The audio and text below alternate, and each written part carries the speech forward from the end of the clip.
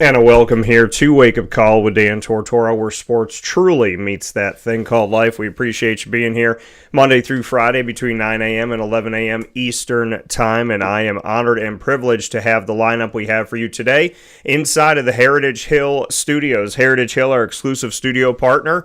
You'll find Heritage Hill Brew House in Pompey on Sweet Road, out in the country with the beautiful landscape.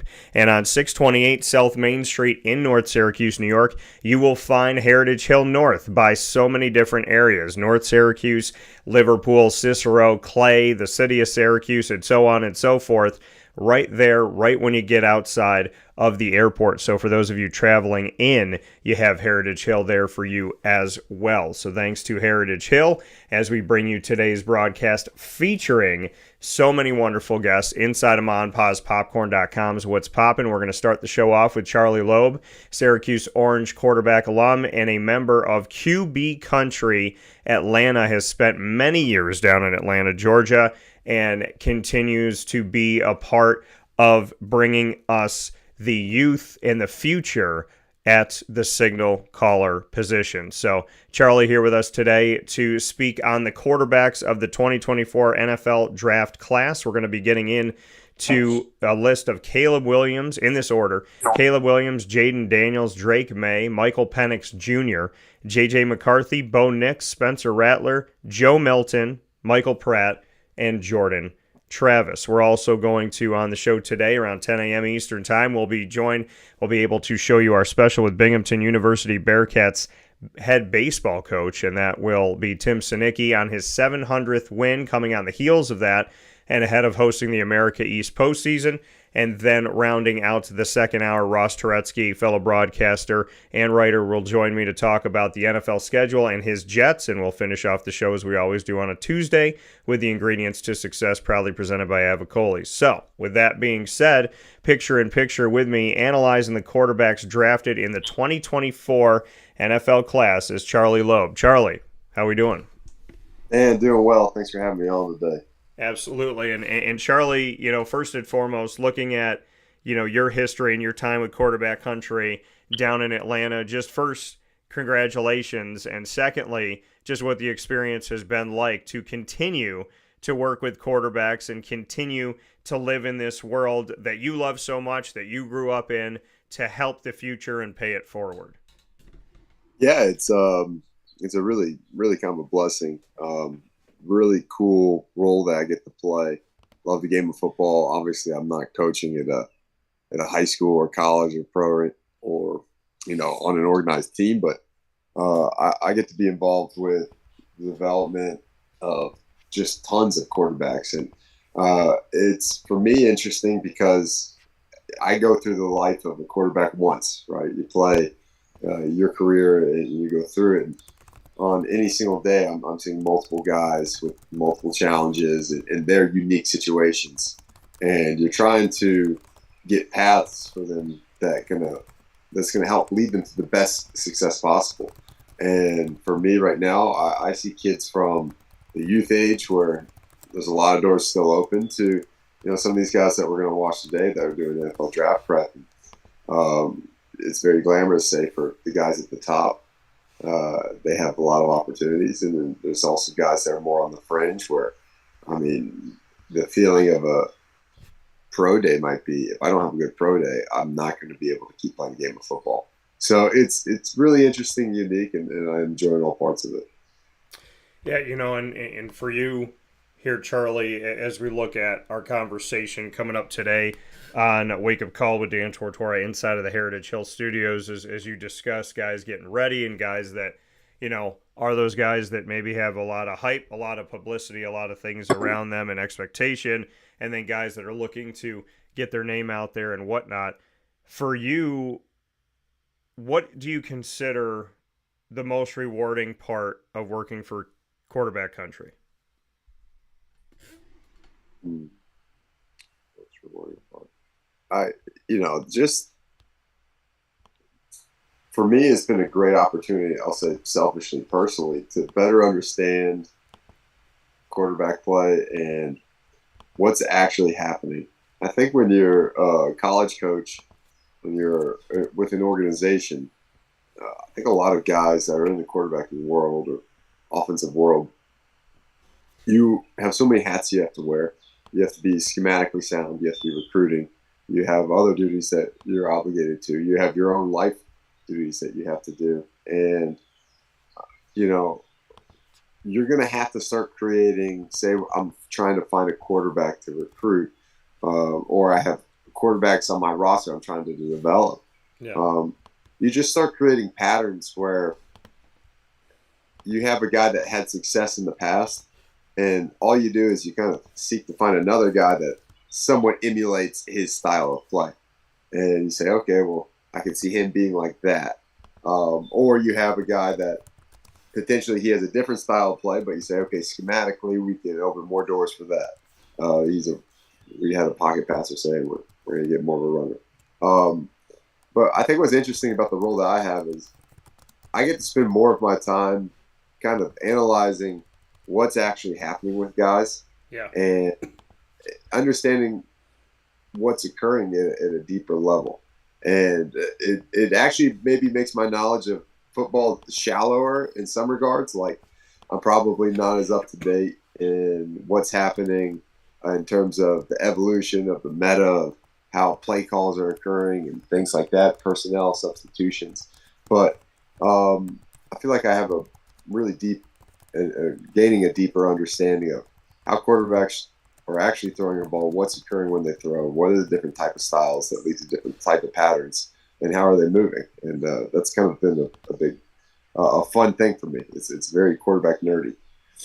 Yeah, I mean, the thing is everything that you just talked about that you're spending in your day to day is exactly what we're talking about here today. So we're going to get into those conversations here on the analysis of the 2024 draft class when it comes to the quarterbacks here with Charley Loeb, Syracuse Orange quarterback alum, and obviously connected with QB Country down in Atlanta, Georgia, and working with them to find out these pieces and to understand these quarterbacks that are out there. So the first quarterback that we're going to discuss this morning here on Wake Up Call with Dan Tortora inside of the Heritage Hill Studios is Caleb Williams. Your thoughts and analysis on Caleb, Charlie? So incredibly talented guy. It's one of those interesting things. I think when with the hype, where you heard a lot of people going into this draft cycle start trying to find a lot of things to say bad about him. It seems like that's probably got to be some sort of banter that's happening from other teams to maybe drive his draft stock down, or agents or other agents to try to promote their guy going number one overall. It's kind of a crazy kind of cycle to be going through, kind of a smokescreen. But he's incredibly talented. His athleticism, obviously, it's super high, and the way he plays the game, it does remind you. There's so many Mahomes comparisons, but there's a lot of comparisons there for a good reason, I think, because he's incredibly athletic. He's a great passer of the ball, but it's not like he's using his athleticism to get a ton of yards downfield, like we're going to see some of the other guys. He's more of a guy that's going to extend the pocket, extend the play, stress the downfield defense, stress DBs, make them cover for instead of 2, 3 seconds, 4, 5, 6, 7 seconds, and create opportunities for his guys. I think with that, there's always a pro and a con, right? We've seen some of the best guys at that. It's a great skill set to have, but holding the ball longer has obvious consequences at times. There's the opportunity for us to be letting up too many sacks. There's the opportunity for us to potentially be getting too cute and not following through with maybe a game plan or a progression of a particular play that we didn't need to reinvent the wheel on at times. So I think maybe early on that will be a delicate balance for him. Finding a way to use his tools, but to still be able to operate the system. And I think he's really talented. And I think if he can find that nice blend of those two, I think he's got a really bright future. Yeah, and I got to see him play live, and I saw him a couple seasons ago in the Cotton Bowl against Tulane, and his elusiveness, and not only his elusiveness, but his comfort in moving. You know, he's standing in the pocket, he sees some pressure coming. These guys are trying to come full force at him. He takes a step or two to the left, he waits, then he starts to roll, but he's always keeping his eyes downfield on this play that I was watching. He's not scared. He's not looking like, oh my gosh, that guy's coming. He keeps looking for his guy, and he keeps moving more and more to the left sideline. He stops, and again, guys running full force at him. He doesn't look phased at all. He stops, he sets himself, he looks downfield, and he beams a pass down the left sideline for a completion. There's something about his poise. There's something about his movement. There's something about the fact that he didn't seem to get rattled in a situation where this game was an instant classic and it was just like pound for pound, score for score. Do you see that in him too? Poise, comfort, kind of keeping those eyes downfield and doing the task at hand. It doesn't seem like he gets nerves when it comes to guys running at him full speed trying to take him down. I want to get your thoughts on that. Yeah. Poise and comfort are going to come from your physical skill sets. So you can only have poise and comfort if you have the correct skill sets to answer the problems that the defense is going to put before us. You know, so I think that just shows Caleb understands the issues that the defense is going to give him, and he understands that he has the abilities and tools to actually be super successful in those circumstances. The number one thing that I look at with quarterback athleticism, which is an interesting trait, is the majority of the athleticism expressed by quarterbacks is inside of a very small space, right? Like the pocket is anywhere from potentially 7 yards deep at the largest, spectrum of it, to as tight as 2 yards of width as you start climbing up into it. Right. So it's a very small space, and guys that have a physical skill set where they can maintain really high levels of balance, and then levels of rhythm, continuing to have a rhythm of your feet, to have a great sense of balance and weight distribution to allow for good throws and movements to occur. That to me is very specific to quarterback athleticism. And so I say the most athletic guys in the world can run 100-meter dashes. They can jump 45 inches. That doesn't necessarily mean it's going to translate to the athleticism we're looking for in the quarterback position. So when it's really unique when you have a guy like Caleb who has a kind of a blend of both. Yeah, and Caleb Williams, obviously the number one overall pick, Chicago Bears, and will be asked to get out there and see what he can do right away in the NFL. Another guy that is probably going to be asked the same thing, start right away. Jayden Daniels, the number 2 overall pick to the Washington Commanders. Your thoughts on Jayden Daniels? You and I were talking a little bit off the air about him, Charlie, and I can honestly say that when I first thought about Jayden Daniels, I hadn't educated myself enough about him. I hadn't watched enough of his film, and I wasn't as high on him. Then I paid more attention. Then I saw somebody who I really believe could end up being in this class in year 1, the top guy. What are your thoughts on Jayden Daniels? Yeah, I mean, Jayden was an interesting guy because I think same thing. Like, look at how the draft cycle kind of played out early on. He was like having one of the most impressive statistical seasons you had ever seen, and you still weren't hearing his name mentioned at the top of the draft. And I'm not sure if it was, I think some people were writing off him for his size or the way that. Sorry, that's my dog. No, you're okay. or maybe his gameplay. But girl. But obviously, as it all played out, NFL evaluators saw, and the people that did care about it knew his talent level. And I think what you see with him is, like we were talking about before, the athleticism of Caleb, expressed inside the pocket is impressive. Jaden has a bit more of the ability to be a true downfield threat with his legs. And to me, I always say in this modern day age, and I don't think it's unique to being modern, I think the ability to have a downfield threat with your legs at the quarterback position, it's almost like a cheat code to a fast track to success. Obviously, there's some unique things about it where you do want to try to limit the amount of downfield contact that you're taking. Those are big guys. It is a very fast-paced game. There's some of the fastest guys in the world chasing you from behind at that defensive end positions, as they loop back to come and chase you. But I think it's a skill set that's going to help him have some early success, and I think it's something that it buys you a little bit of time too to find early success, yet develop yourself as that pocket threat in the future. Yeah, and there's something else about him that I saw is sometimes when he makes a decision and he releases that ball, it's in his hand, he sees, and he has this like quick kind of just sends it out, but it almost goes out like a dart. Like the way that he's passed it on certain things I've seen on film is it looks like, because there wasn't a lot of motion, you think like, oh, okay, there's not going to be a lot of velocity on there. It's not going to go as far, and he'll just kind of send out a little, and this thing flies like a dart through the sky. Just what you could say about the power that he has that maybe we don't talk about.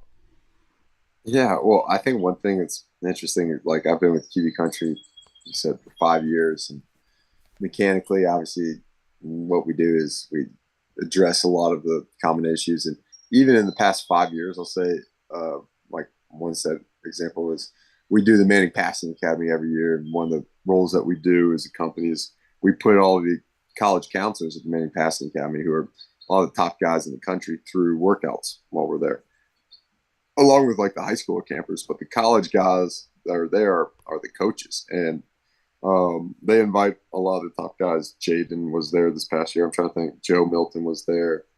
Caleb was not there. Drake was there.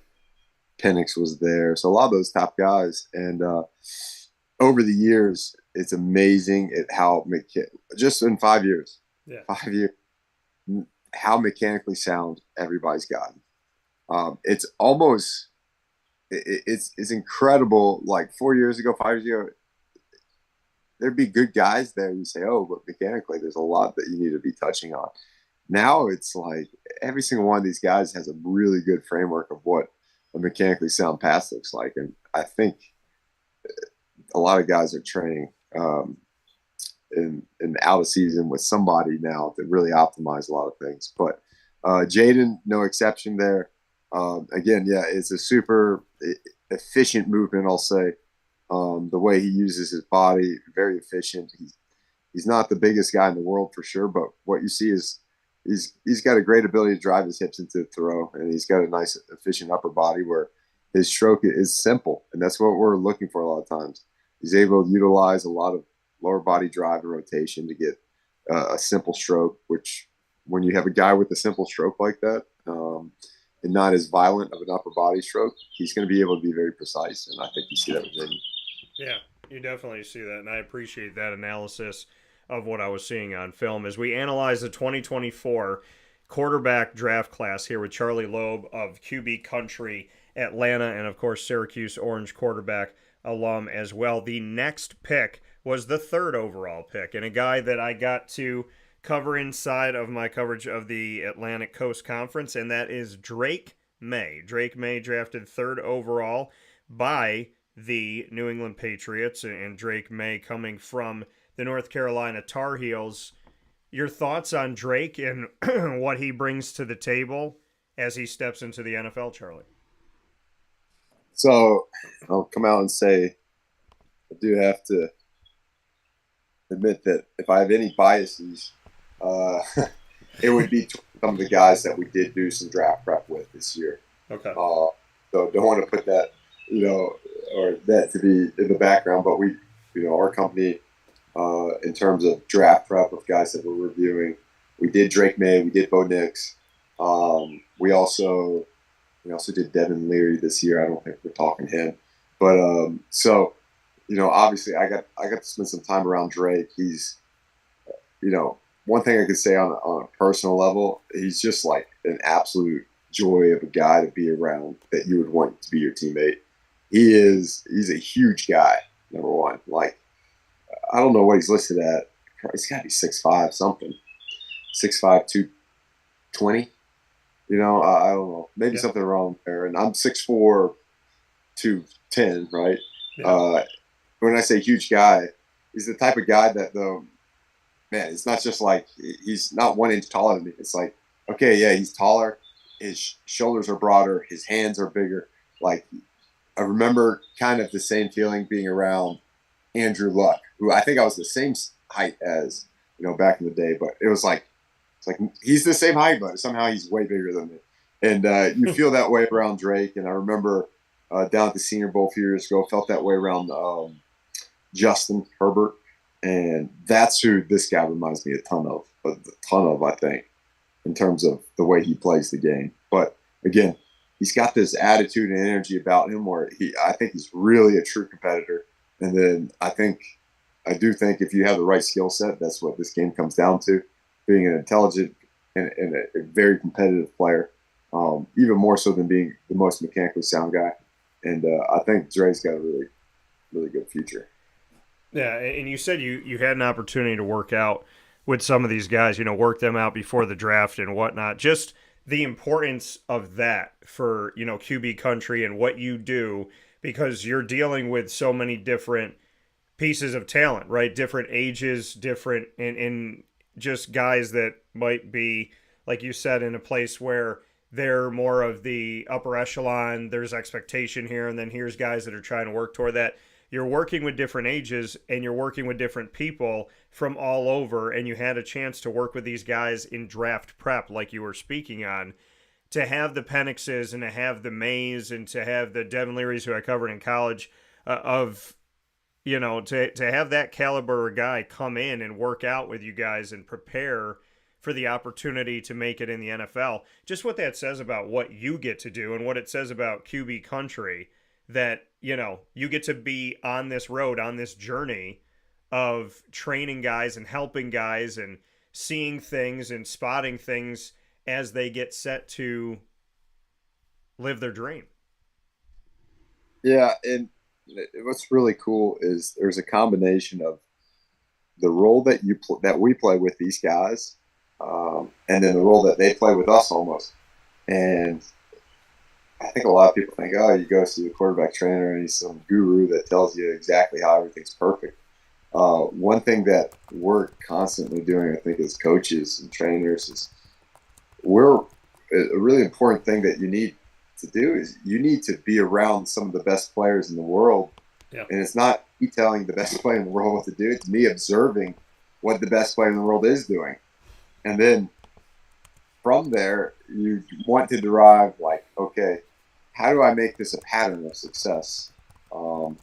And it's super unique. You really need to learn from the players as much, if not more, than they're learning from you.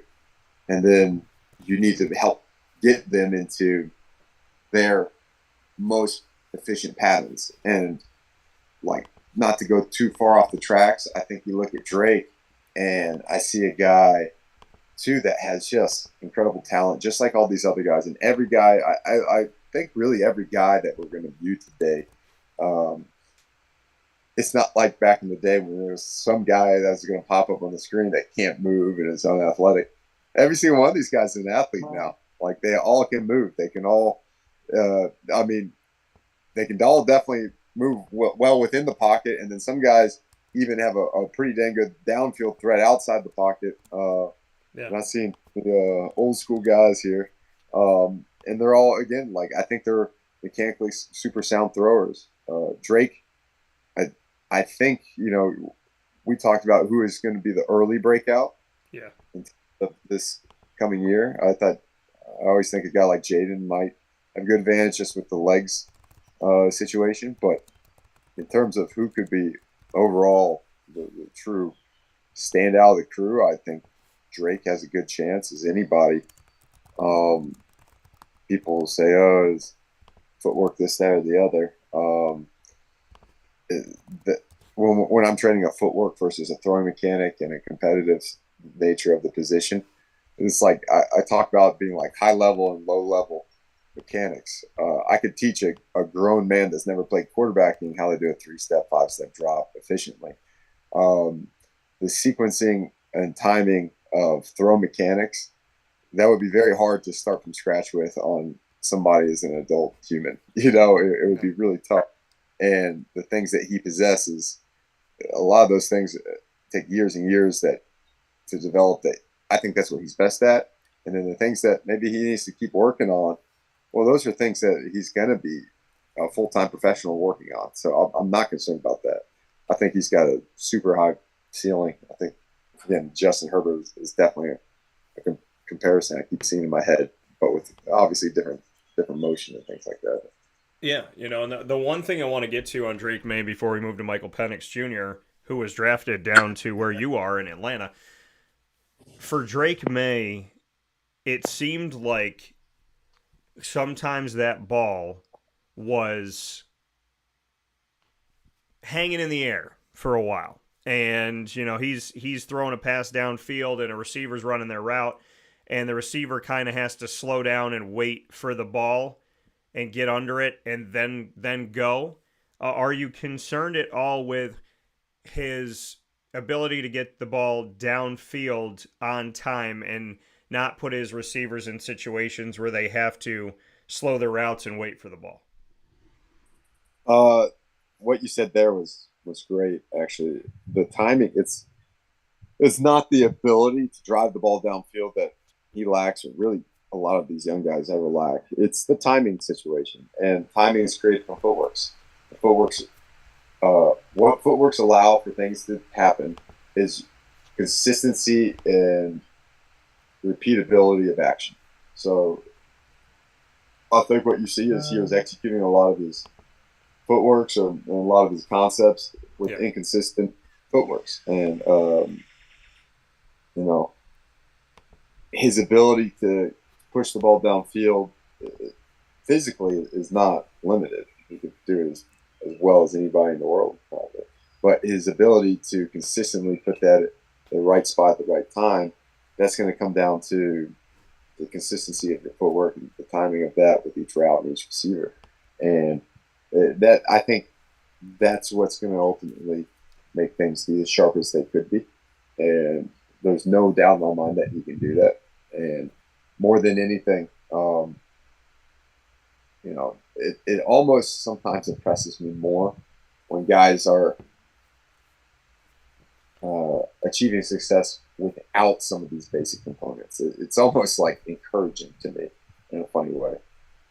Yeah, and I appreciate that analysis too when we bring it back to the footwork and that piece of it here as we break down the 2024 quarterback draft class with Charley Loeb of quarterback country down in Atlanta, Georgia, and Syracuse Orange quarterback alum as well. He's been with me for years breaking down quarterbacks and analyzing what they do and where we're seeing maybe some things we're not seeing, maybe some things that go beyond what you think you're picking up on film. He does an incredible job at analysis, so I'm not surprised at all that he's working with quarterbacks throughout the year. And the next one is the guy that was drafted down in Atlanta, Michael Penix Jr., Washington Husky.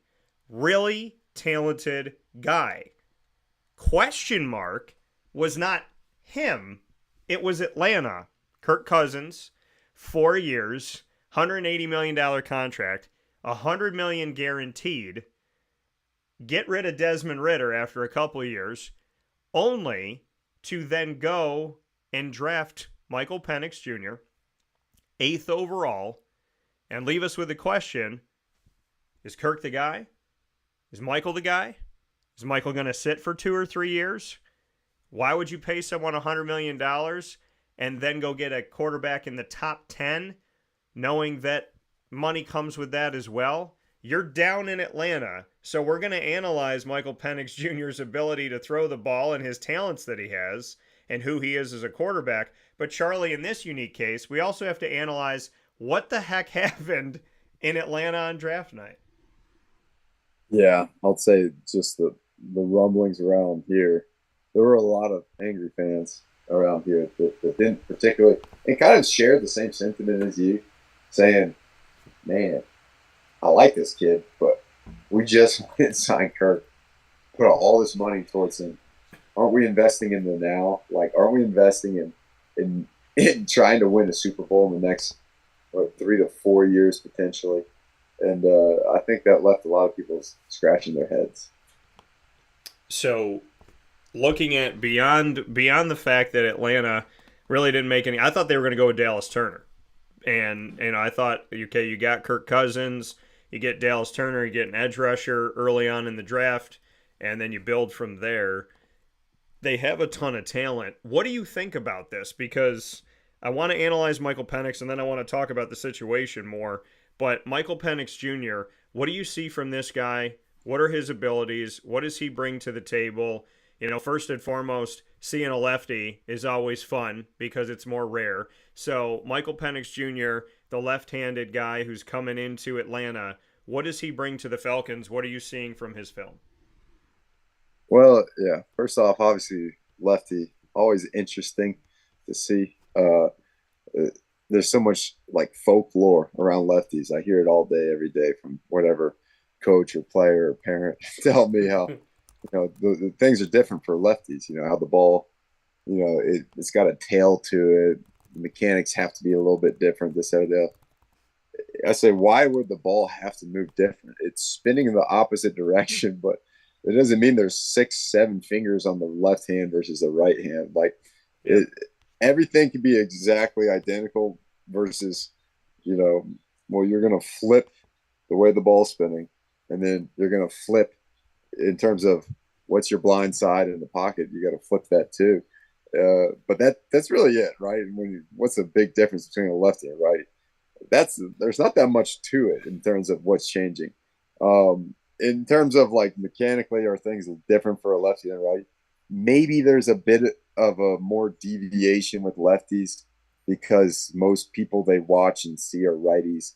So maybe like in terms of just mirroring mechanics, it's a one step further removed. That might be the only thing I could think of from there. And there does seem to be this always like a lot of times, I can't say this is true for me, but a lot of lefties seem to a lot of times be a little more athletic with their gameplay. Yeah.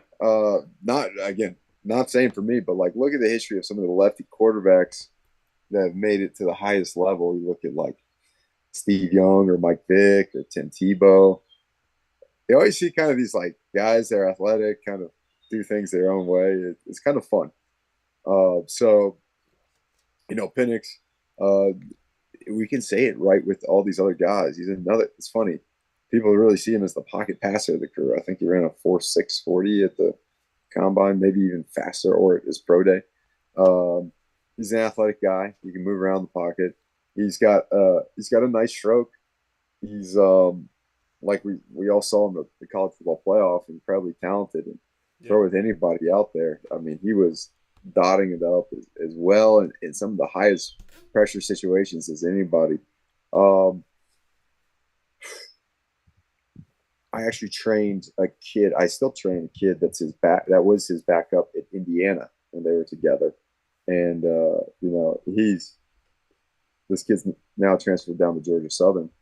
And he said, man, being around Penix, he's like, from the first day I was around him, I knew this kid is incredibly special. And I saw that firsthand for myself at Manning Passing Cat. He even won that competition last year. He's an accurate guy. He's got a great strong arm. He's got a lot of good energy to him. I mean, it's just like all these other guys. They're all physically super impressive and composed.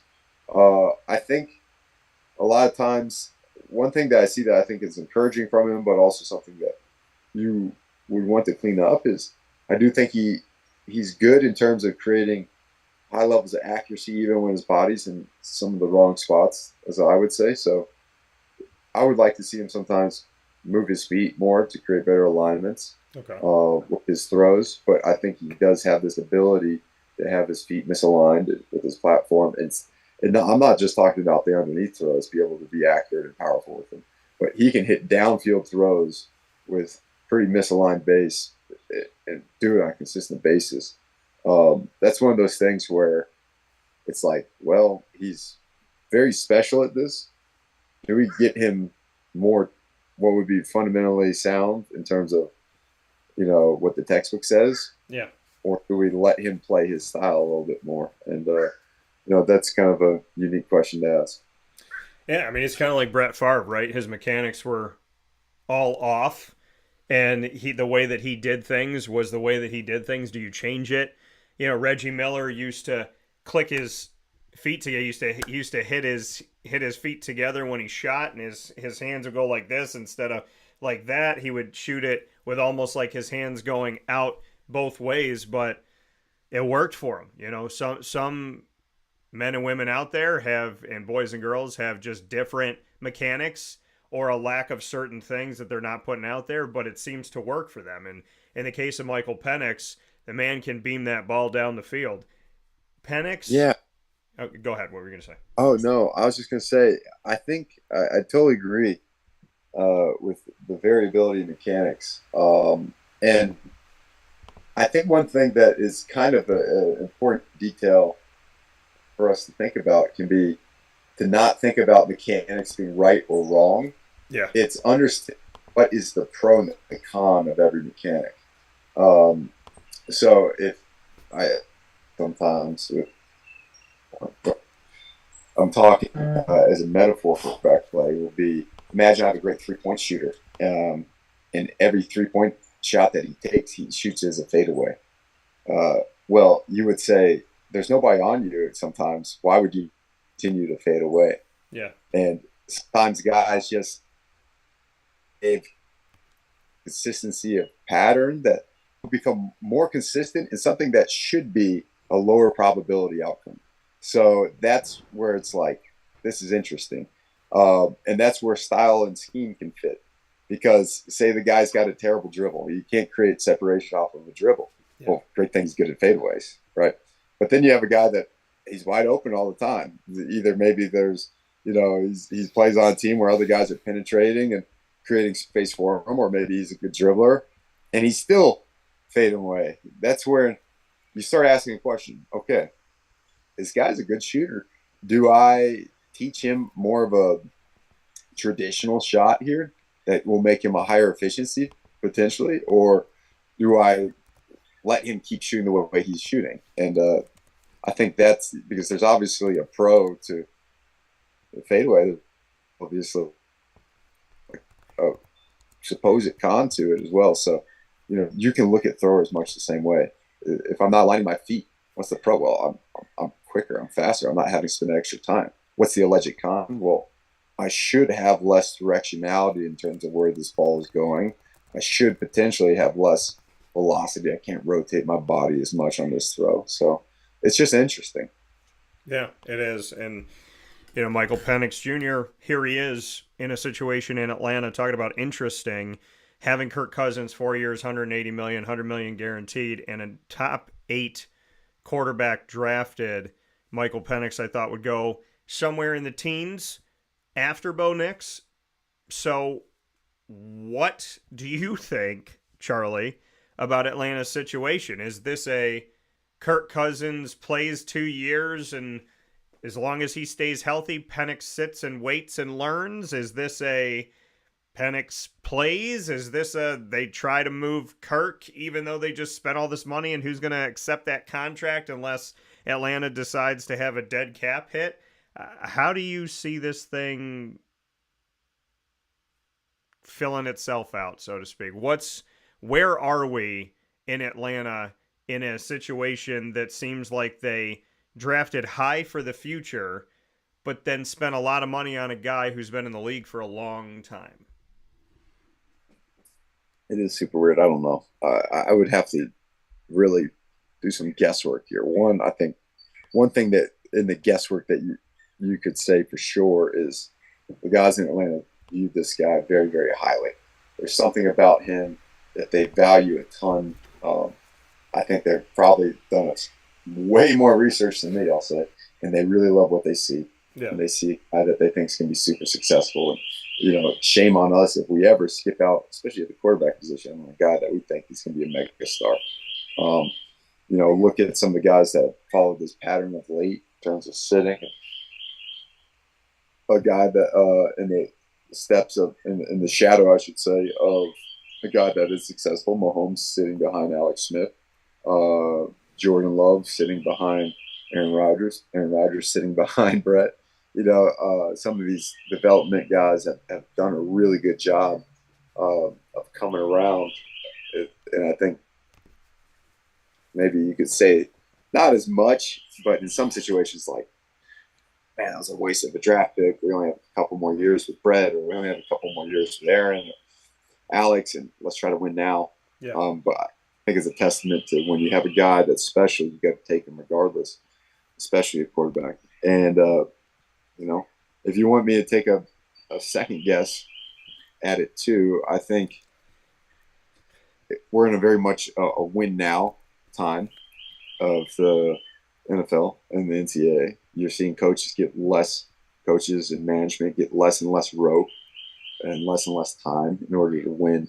And you're with Kirk Cousins and you're trying to win now in the next couple of years.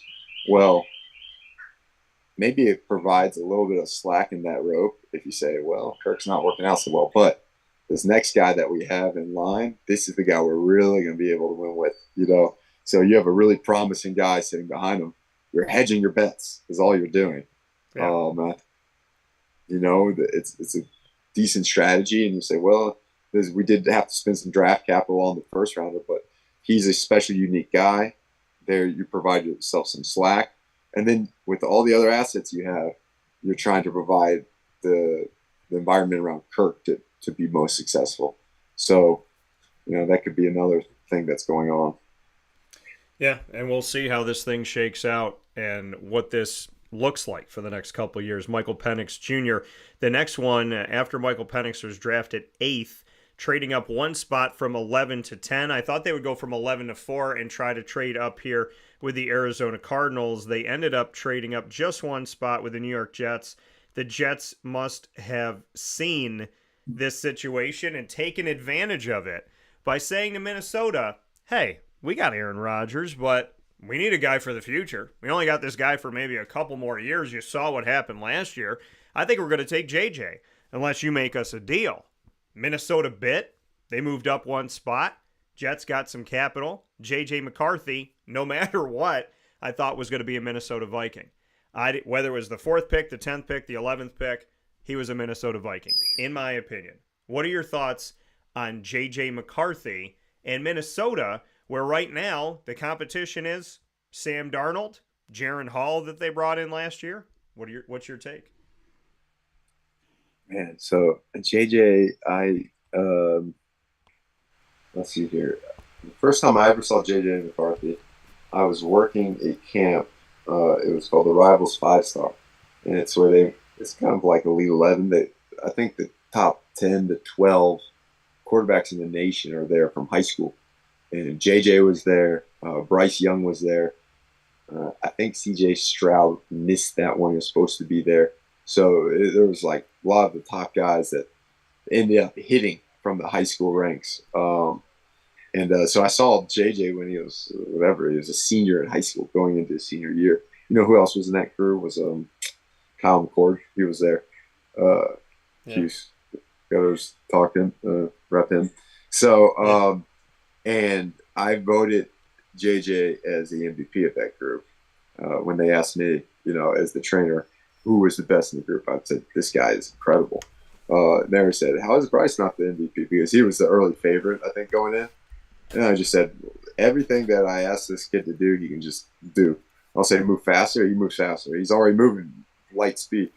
he was throwing the ball as hard as I'd ever seen a high schooler throw.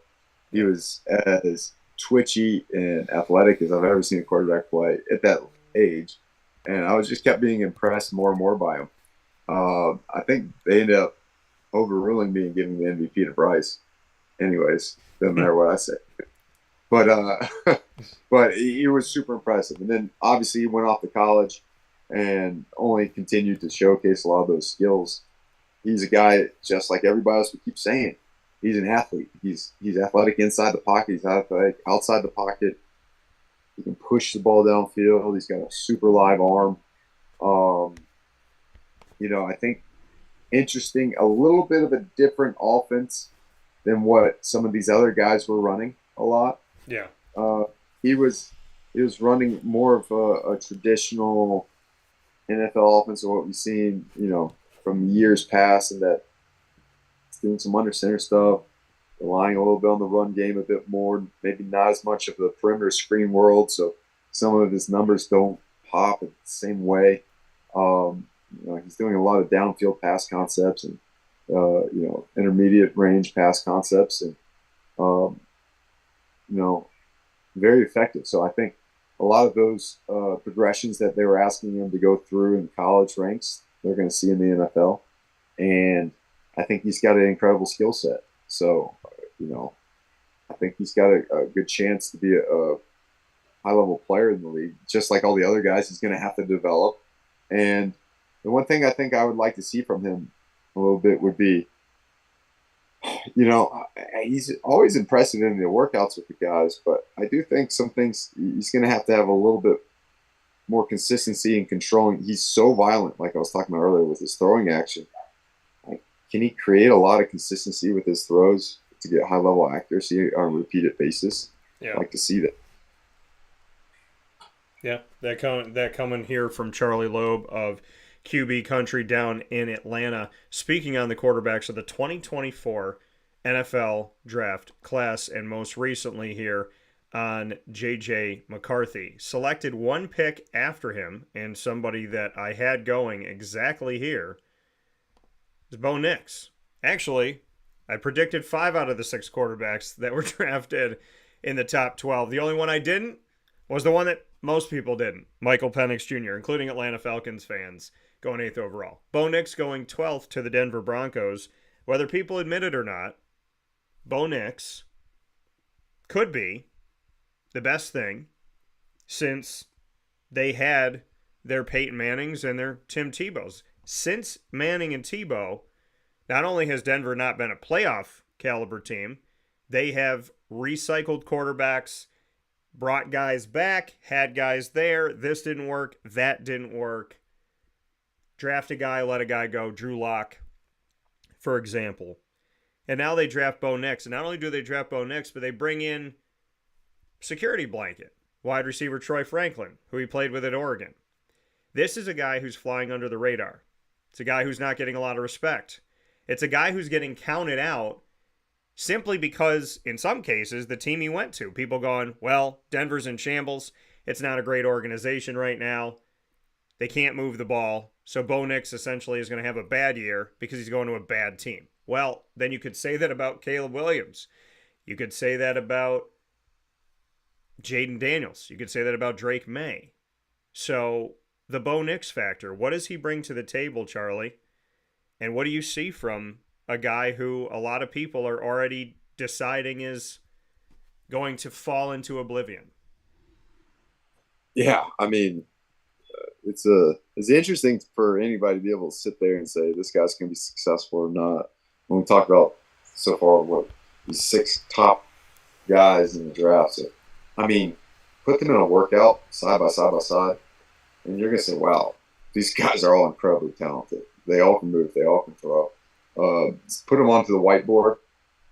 They're all going to be incredibly well-versed in their offensive scheme and be able to explain it to you very clearly and show a high level of understanding of football. So for somebody that's not really digging in and then really willing to make some projections where they might likely be wrong, it's interesting to say that you could have a really good read on some of these things because it's not as simple as you would think to say, oh, this is a bad egg. This guy's terrible. Why a guy might be performing better or worse with his team. Again, it's a team sport too. I mean, it's a reflection of him, yes, but you got to take some of the other factors in there. And not to say that Bo had any less success. He actually probably had just as much success as anybody in this draft. I think statistically this past year, especially. I don't know what was his completion percentage this past year. Bo Nix this past year, 77%, 78%. Yeah, I'm looking at it right now. His most recent completion percentage was, let me see here. Oh no, I'm not going to pull up the college. I'm pulling up pro now because they shifted them. Let me give that to you. So Bo Nix last season completion percentage was 77.4, up from 71.9. Went from 3 years. How did their percentage go from earlier in their career to more recent? And the more that they throw, is it going up or down? Well, in his case, the more he throws, the higher it gets, which is incredible here. And it's something that I really do break down over the years of like, okay, this guy was throwing 100 passes, 197 passes, or had 197 completions, threw over 300 passes, 61%. Then he threw over 400 passes and he went up 71.9%. And then he took that and threw 470 and went up to 77.4%. So the more he's throwing, the more he's completing, because what some people may think is, okay, the more opportunities that they have out there, the more mistakes they can make, the more incomplete passes they can have. And obviously you got to give credit to the receiving core, but as he went on in his career, 57.6, 59.9, 61, 71.9, 77.4. Bo Nix, throughout his history, the more that they have asked him to throw the ball, the more he has completed those passes, and the better he has shown himself, throwing almost 80% at Oregon, 364 completions, 470 attempts, 4,508 yards, 45 touchdowns to 3 interceptions last year at Oregon. Yeah, sounds like Denver got a bad guy. Right, Charlie? It's insane. I don't know if people can really appreciate the fact that he threw almost 80%. Yeah. This year. I mean, like, I want people to go out and just try to complete 8 out of 10 throws to a guy running around on air. Like, just go and try it, and just to go and do that and then appreciate the fact that he's doing against the toughest level of competition in college football. It's really, really remarkable. Like, that's an incredible number. And then, like we said, okay, he was 57 or 59%, and it is a freshman, sophomore year. Well, he's playing as an 18-year-old against grown men, 22, 23, 24-year-old. That's a big gap that people aren't appreciating, and a big experience gap, not just physical. That's incredible. And then, two, again, was Bo Nix an inaccurate passer as a freshman, do you think? Do you think he just improved that much in terms of his passing abilities? Sure, he definitely probably improved mechanically and definitely became more accurate, but it's a team sport, and it's a coach sport as well. So there's schematics involved, and then there's the teammates around us, and I think it just shows that Bo adapted to a new system incredibly well. And in all honesty, again, what's a good scheme? What's a bad scheme? It's just like mechanics. It's not that this is good, this is bad. It's what is the pro, what is the con? We look at what he was probably doing at Auburn. I mean, there's no doubt, like, they were probably trying to push the ball downfield with lower percentage throws, have more explosive plays in the pass game, and then try to control the ball with the run game. The intermediate pass game, the short to intermediate pass game, was in a way they were trying to move the ball on first and second down.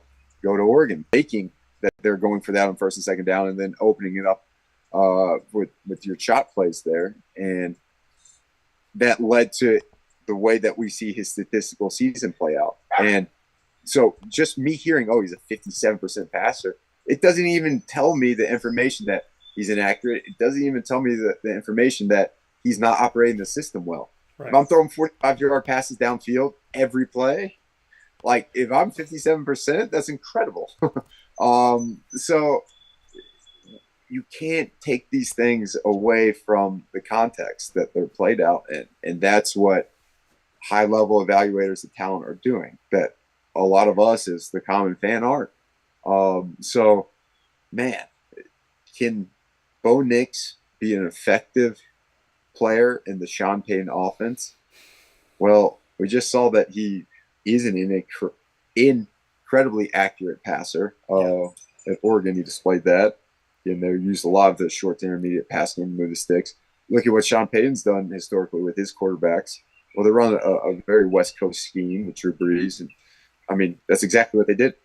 They were moving the chains with timing patterns on first and second down and trying to avoid big third down situations. Early downs, they're taking big play action shots, trying to get the ball over top.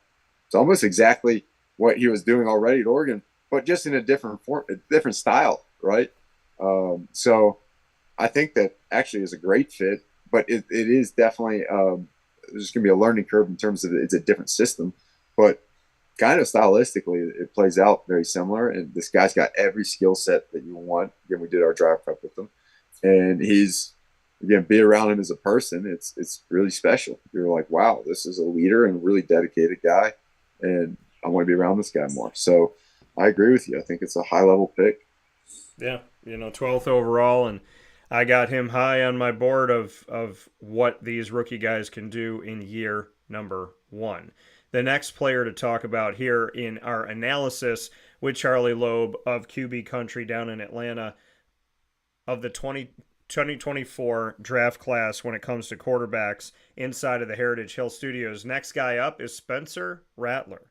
Spencer Rattler, by some, considered to be a steal in this draft. Spencer Rattler playing at Oklahoma, then going to South Carolina. He gets drafted to the New Orleans Saints. Their current quarterback, Derek Carr. Famous Jameis Winston is gone. He's backing up Deshaun Watson now in an ACC Cleveland Brown team. Deshaun Watson from Clemson, Jameis Winston from Florida State. And here we are with Spencer Rattler behind Derek Carr. And we could see Spencer Rattler this season if something happens. God willing, no injury to Derek Carr. But Taysom Hill gets some time. Derek Carr is supposed to be the leader. But within the next couple years, we could see Spencer Rattler out there slinging it, seeing what he can do. This is a guy who people were talking very fondly of. And now in the New Orleans Saints situation, there could be a path to being the guy within the next couple of years. What are your thoughts, Charlie, on Mr. Rattler? Yeah, Rattler was he's a guy that we've heard about for a really long time because he had the claim to those that quarterback shows called QB1, I think, and he was just a high schooler, but as the top or one of the top prospects in the nation that kind of featured him, and that's where a lot of really diehard football fans kind of got to know him, and then him going to Oklahoma and having the early success. And interestingly enough, Caleb Williams coming around and kind of usurping him. I don't think it really says anything about Spencer, that the guy that went number 1 overall ended up taking your job. Yeah. Man, like if the number 1 pick took your job, you might be the number 2 pick in the draft still, right? Like it doesn't, we don't know from that information that necessarily, oh, you're a bust, right? We just know the other guy was incredible, very tough, talented kid to beat out. I see that at the high school level play out. Guys that will get beat out for a job, I say, well, who's beating you out for the job? Is it a guy that's going to be going to Division I school, or is it a guy that probably not playing college football? You can't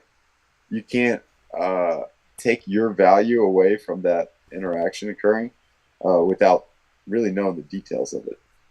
So again, Spencer, incredibly talented,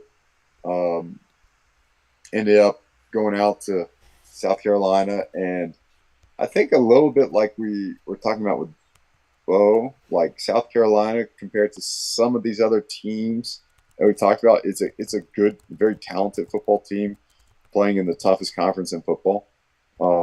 But not at that national powerhouse level where, Bo, Penix, Caleb, not quite as much. Drake, maybe that first year. All these guys were on teams that were almost at that national contender level, right, at one point in their career. Yeah. And we never really saw Spencer at US or South Carolina have that opportunity. At Oklahoma, he did, for a little bit, have that. And so I think when you evaluate them, you got to understand that everybody around him is a bit more of the middle of the pack, and it's going to be hard to, be at the talks of the top of the draft when you're not on one of the top teams, honestly. But I think Spencer, just like all these other guys, the skill set that he has is just like the modern quarterback that we see. He can move inside the pocket, move outside the pocket. Obviously, he's not a guy that's looking to take off and run for 20 yards downfield all the time, but when asked, he can do it. He's a smart decision maker with the football in terms of, I do think that he's aggressive when need be, but I remember watching a few games of him this year where he was taking a beating and he could have been in panic mode and kind of let some of these balls rip where they were a risky proposition, but he was cautious enough with the football that he wasn't going to make a bad thing end up being worse. And I think, you look at him, there's no reason to say he can't be successful in the NFL. He definitely is going to need to take some seasoning, to just like everybody else, to play at the NFL level. Your processing has got to be that much faster. But man, I think he could have an opportunity to be a player in the league. Yeah, and 68.5% completion percentage over, I think, 5 seasons on average, completing almost 70% of his passes, something to be noted here for Spencer Rattler. The next guy that we're going to speak on was drafted later on, and interesting move here, but we've seen it done before, and we've seen it work out, and that is the fact of drafting more than one guy at a position where you need help and knowing that you got an insurance policy. Drake May's drafted 3rd overall, but later in the draft, the New England Patriots double dip and they go for Joe Milton III, who was at Michigan and most recently Tennessee. Your thoughts on Joe Milton III? We know that, talk about the SEC, he's going to get a lot of publicity. Now, he had the opportunity because of the COVID year, because of playing 4 games or less. This man technically was in school for 6 years. At this point, he should probably be a doctor. 3 years at Michigan, 3 years at Tennessee, and most recently, his numbers in 2023 after starting in 2018 his college career. He had a 64.7% completion percentage, which was 64.6 the year before, so consistency from 2022-23 to 2023-24. And he had 2,813 yards, up from 971 passing, 20 touchdowns up from 10, and 5 interceptions after having 0. So we're seeing him more than double his yards. He's doubling his touchdowns, and he's staying consistent in his completion percentage when he did that. What are your thoughts, Charlie, on the New England Patriots saying, yeah, we got Drake, but let's just go get another guy and make sure we got some help in this room? Yeah, so Joe's a unique guy for sure. I was in Manning Passing Academy this year. I remember seeing it. And I remember the first time I heard him, actually, they were saying how he could throw an orange like 120 yards or something. I was like, who's throwing oranges? That's kind of a weird challenge. Yeah. But then, I think it was an orange. But then I think it's when he was at the Orange Bowl. And then I saw him in person. Like, I was standing right behind him. I think he threw the ball. It's like a viral clip. He threw the ball maybe 90 yards. It was 85-plus yards. And you just don't see that. I mean, the tools that you have to have in your body, the mechanics have to be pretty high level. You got to be pretty efficient to throw a ball that far and hard. But you definitely have to be gifted with some God-given talents too. You got to combine the two to get that type of result. And I think that's what you see, right? He's a guy that has these tools that you could potentially, hope to craft into your quarterback of the future. Because you can't just go and find guys like that doing things like that. That being said, look at where he's coming from, what he's done. He's a guy with incredible tool set in terms of especially that throwing potential with power. He's got good athleticism. He was of all the guys that we watched so far, the offensive scheme that he was running at Tennessee is more of that vertical choice, which is, like Art Briles was running a bunch of it, and it's gotten really, really popular since he was running it with some people putting their spin to it. And, a lot of the decision-making actually gets put onto the receivers downfield in terms of how they're running their routes. We don't see as much of that style in the NFL. It's not it's not how we see a lot of the schemes play out. So he's definitely going to have to get accustomed to that in terms of how he's making reads and progressions. And then I think with Joe, his skill set is that big arm. The question is going to be, can he be accurate underneath? Can he be a fast processor of information and be a guy that can not just make the impressive throws, but make the everyday throws? Yeah, and that's a question that it's going to come down to here with Joe Milton, how they're going to use him. With Gerard Mayo, the first-time head coach, and obviously the change of after many years of Bill Belichick in New England, will he utilize him? Will he have some special formations or special plays for Joe Milton III in a year where there's not a lot of expectation for New England? We shall see. We have two more quarterbacks here as we analyze the 2024 quarterback draft class here with Charley Loeb of QB Country Atlanta and a Syracuse Orange alum. The next guy up is a guy that I spent a lot of time covering, spent multiple opportunities interviewing, and that is Michael Pratt. I think he is arguably one of the steals of the draft. He was drafted in the 7th round by the Green Bay Packers, who know all about getting a guy and stashing him. Brett Favre, Aaron Rodgers waited 3 years, like you talked about before, Charlie. Then we saw Jordan Love waited a bunch of your 3 years behind Aaron Rodgers. Now you have Michael Pratt of Tulane, who will have the opportunity to wait and learn from Jordan Love. Michael Pratt, in his time back in 2020 to now, and he could have spent an extra season, he did not. So we see his numbers, 55.1, 57.8, 63.6, 65.4. His percentage goes up from year to year, completion percentage wise. He's never had a season where he's thrown less than 20 touchdowns, and he's never had a season of his 4 seasons where he's thrown double-digit interceptions.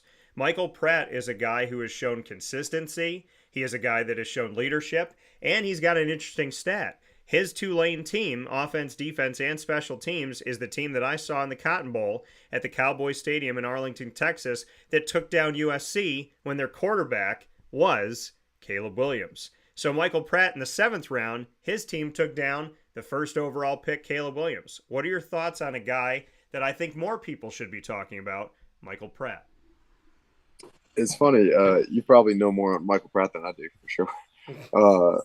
But I'll say, what I've seen, I did a little digging on him. I do remember actually watching a game this year of him on a live telecast. I forget who they were playing. It was early in the year. And I think he suffered an injury. I couldn't tell you what the injury was. I can't recall. And I remember him just, I think, refusing to come out of the game. And I think they ended up winning. But it may be was it his left shoulder that he injured this year? Was it his non-throwing side shoulder or elbow? Anyways, yeah. I remember just being incredibly tough and toughing it out and finishing the game with it. I was like, wow, this guy's – or maybe it was his knee. Yeah, it was back in – I was going to say he had a knee injury in the 4th quarter over South Alabama in week 1. Yes, so. And I remember him just like, wow, this guy's pretty damn tough. I think he kept playing on it. And, he's another guy I got to see at the Manning Passing Academy.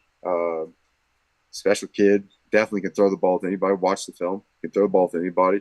The fact that he had that much tape. I mean, he started for 4 years, correct? Yeah. Man, that speaks volumes in terms of a guy.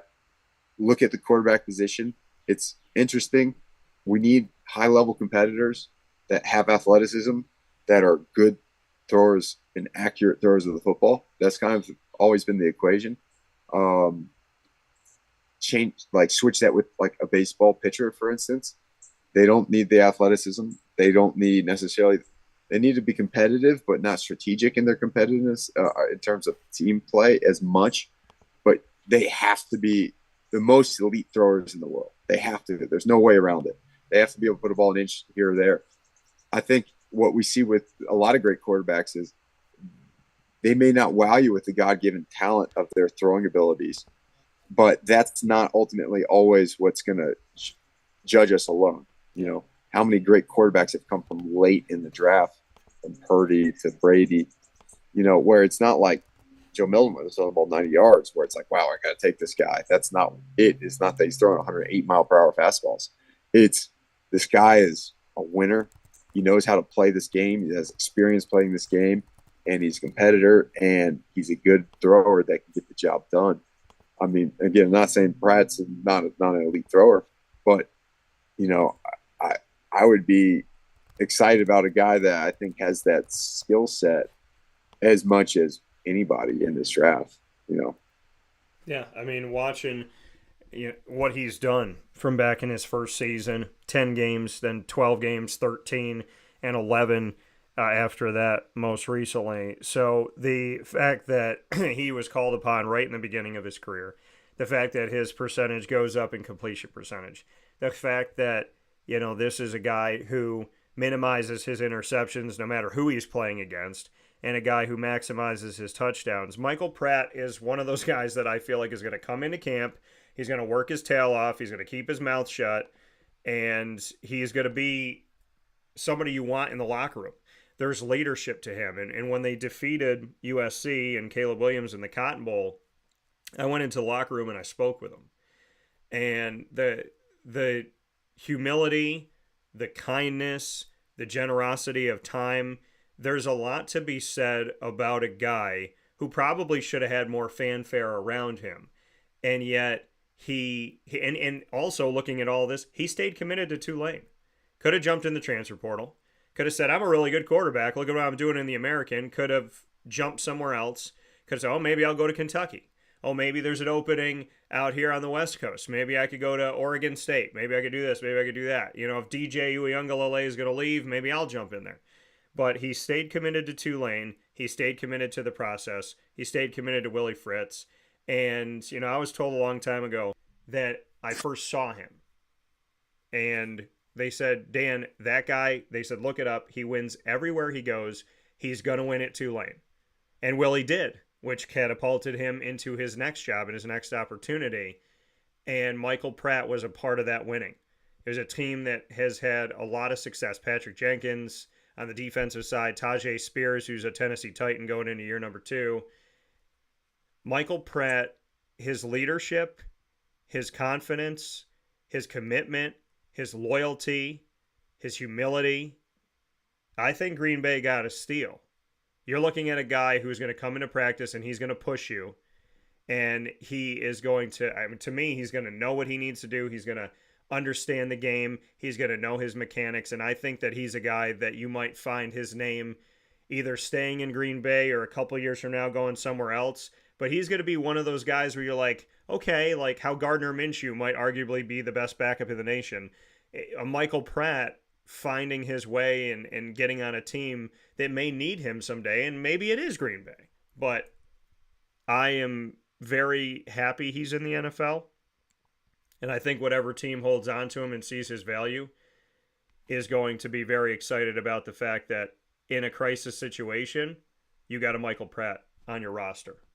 The last guy that we'll talk about is a guy that I definitely have spent some time covering as well. It's a guy that I've spent some time interviewing. It's a guy who I interviewed and appreciated speaking with when the nation was mad at this guy. Didn't like him. And he knew that. And he talked about it. He said, he fully understood that the fan base that was cheering him on 2 years later was the fan base that was booing him, saying, why is this our quarterback? Jordan Travis, a guy who had the game taken away from him or else they would have been in the college football playoff. I think going into the college football playoff, Georgia and Florida State were the two best teams in the nation for many weeks this season. And Jordan Travis, 171 overall. The Jets trade up to get him in the 5th round. I think he's the future. I think in a couple years when Aaron Rodgers says he's done, I think we're going to see Jordan Travis get a crack at being the starting quarterback of the New York Jets. I don't see a world where that's not the case, and I see a lot of talent, and I see a guy who has handled criticism nationally, locally, regionally, and he's handled it like a champion. There were people calling for his head for a couple years, and those are the same people that were probably crying when he got hurt and came out with crutches and he couldn't be there for the team on an undefeated season up to that point. If he can handle criticism, he can handle hate, and he can handle the schizophrenia of emotions of a fan base, what better place to be than New York City? So, the New York Jets and Jordan Travis, what are your thoughts on a guy who I also think is a steal of the draft? And Charlie, I really do believe that in a couple years' time, we're going to see Jordan Travis out there fighting to have the opportunity to lead the Jets after Aaron Rodgers. Yeah, I think Jordan's probably another guy that you've probably gotten to watch far more than I have, and be around far more than I have. The thing that comes out to me, one, like you said, he's played a lot of football, and he took a beating a bit from the fan base, and then did nothing but just stand there resolutely and then deliver. I mean, almost a national championship level season, right? I mean, just maybe just fortune away from getting there. Honestly, that's incredible testament to who he is as a competitor. And I think sometimes we say, okay, he's tough, he can bear the criticism, but you got to be able to bear criticism and put it aside. But you got to have a skill set that's going to let you go and overcome the competition as well, though. You can't just be tough and then just like keep getting your butt kicked, like that's not a good combination. So he's got the skill set. He's just like, I hate saying it, but like, watch his tape. You're gonna see a guy that can move well. You're gonna say inside and for him a bit outside the pocket, and then he can throw the ball downfield. I do think he's got really good athleticism.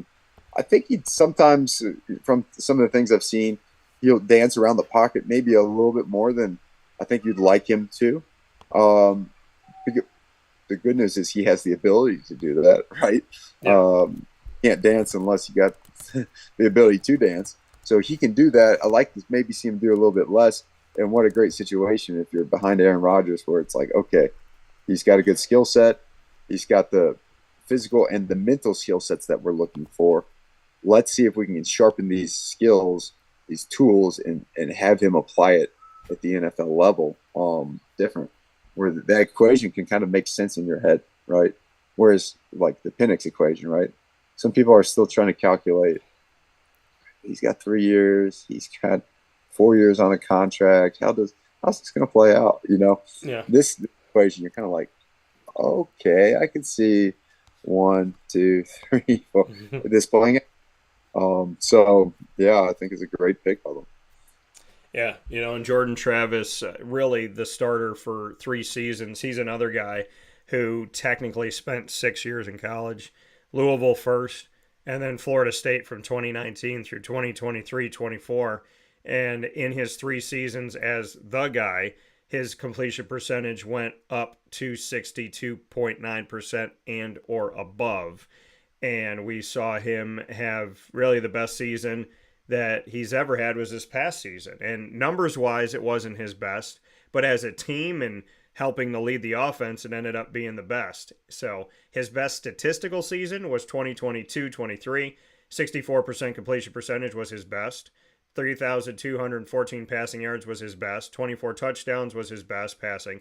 And 5 interceptions was second to last season where he only had 2, throwing 20 touchdowns. So Jordan Travis, a serviceable guy, who I think is more than a serviceable guy, but right now he's going to provide the service of being the guy behind Aaron Rodgers and learning and growing, and what better opportunity than to be behind one of the most elite quarterbacks to ever touch a football.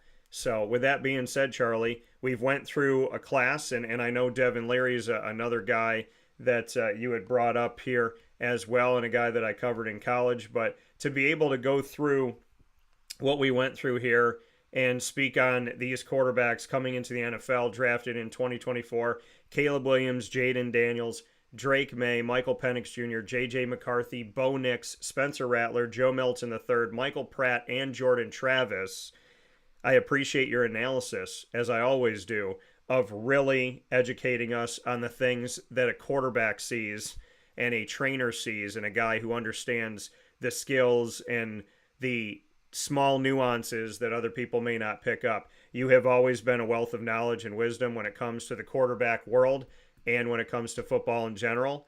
And I'm always grateful that when I make the call, you always answer the call and provide us an opportunity to really showcase the quarterback position in a very unique and detailed way, which I always find to be a time capsule to go back to and think about what we've said and what you saw. So honestly, I can't find the words to thank you enough for your analysis and just your attention to detail, which I think is second to none. Oh, thanks for having me on. I'm putting my 2 cents of what I think and what I see. We should go see some of our projections over the years. Yeah. We'll go back, review, and be like, oh, really missed the boat on that one, maybe. So, could be a fun thing to do in the future. Yeah, maybe we should make a list of, here are the guys that we think drafted in the first round. These are the guys that we think are going to have the best rookie season 1 through 6, and then see if we're right down the road. I'm down for doing something like that with you and posting that. But Charlie, as always, for your work at Quarterback Country in Atlanta, as well as everything you gave to Syracuse and just the friendship that we have, I want to thank you so much. I know we spent extra time here today as well, so thank you for your time as always, and above all things, proud to know you as a friend, and I appreciate it. Yeah, man. Thanks for having me, Dan. All right, take care, Charlie. You too, bud. See you. Coming from Charley Loeb here on Wake Up Call with Dan Tortora, where sports meets life. We're going to flip things around a little bit here as we have our special coming up here with the Binghamton Bearcats.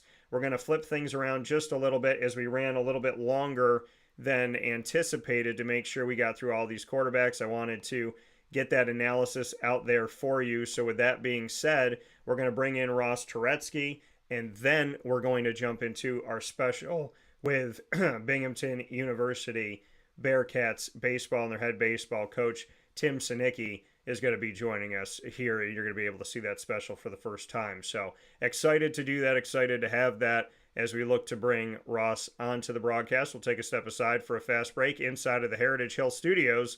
This is Wake Up Call with Dan Tortora.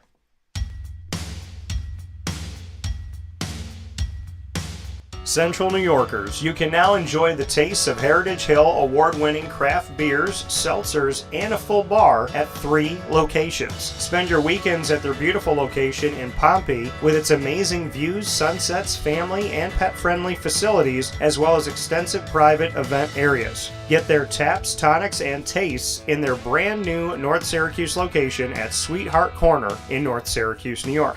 When flying in and out of Syracuse Hancock International Airport, make sure to visit their Palladino Farms location. At Heritage Hill, they believe in supporting our community and are excited to now meet you where you're at and where you're going with their local farm-raised tastes. Find out more information at heritagehillbrewery.com.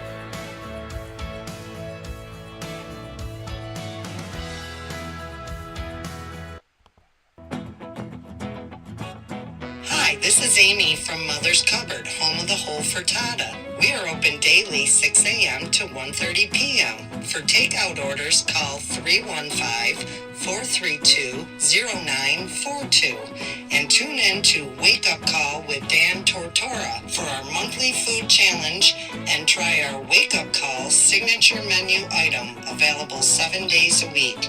Here at Mother's Cupboard, we are Central New York, and it's our honor to serve you.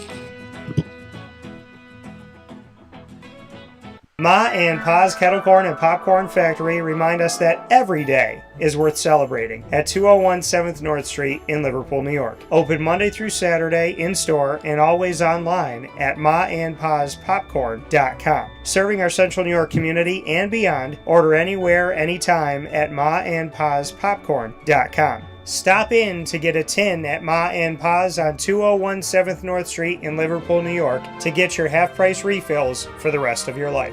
Come to Ma and Pa's for your holiday gift giving for family, friends, employees, and clients. And remember, for fundraising and events, to call 315-450-6272. That's 315-450-6272. Ma and Pa's Kettle Corn and Popcorn Factory. How corny are you?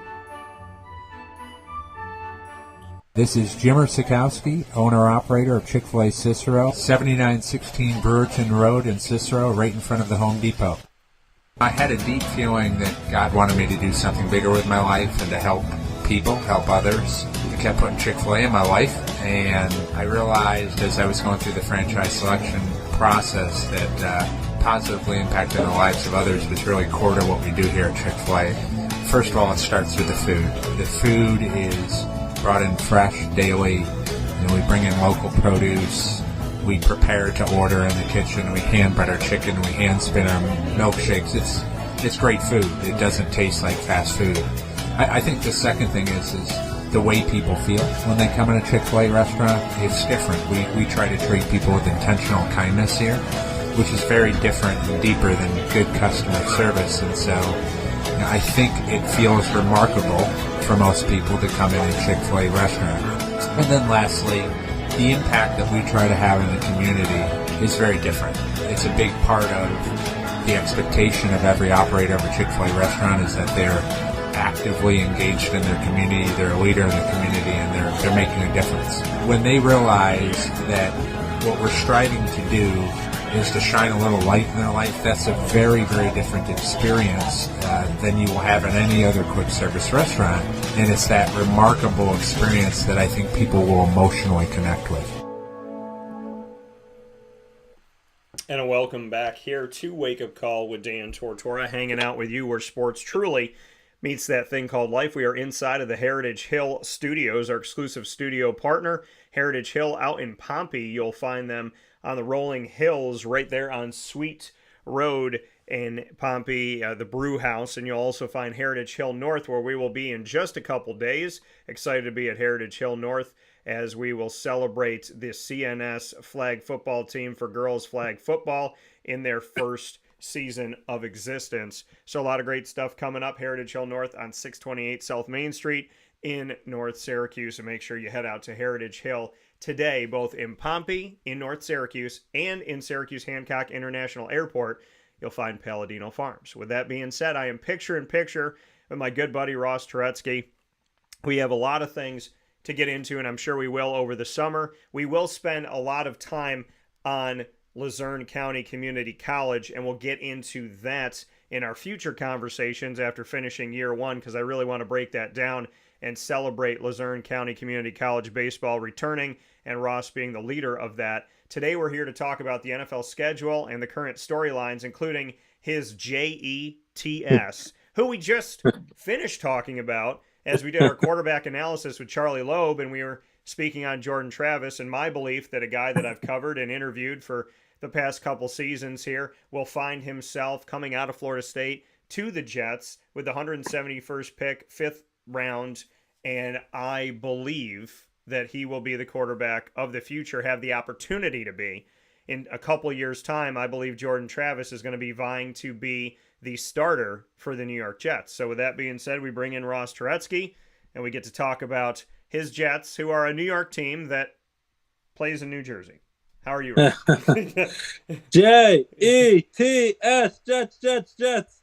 I'm drinking the Kool-Aid, but with a pause for caution, because I know what happened last year. We got all these primetime games last year, and in week one, Monday Night Football, it's so powerful. It's on 9/11. He comes out with the American flag, Aaron Rodgers. The lights are shining everywhere.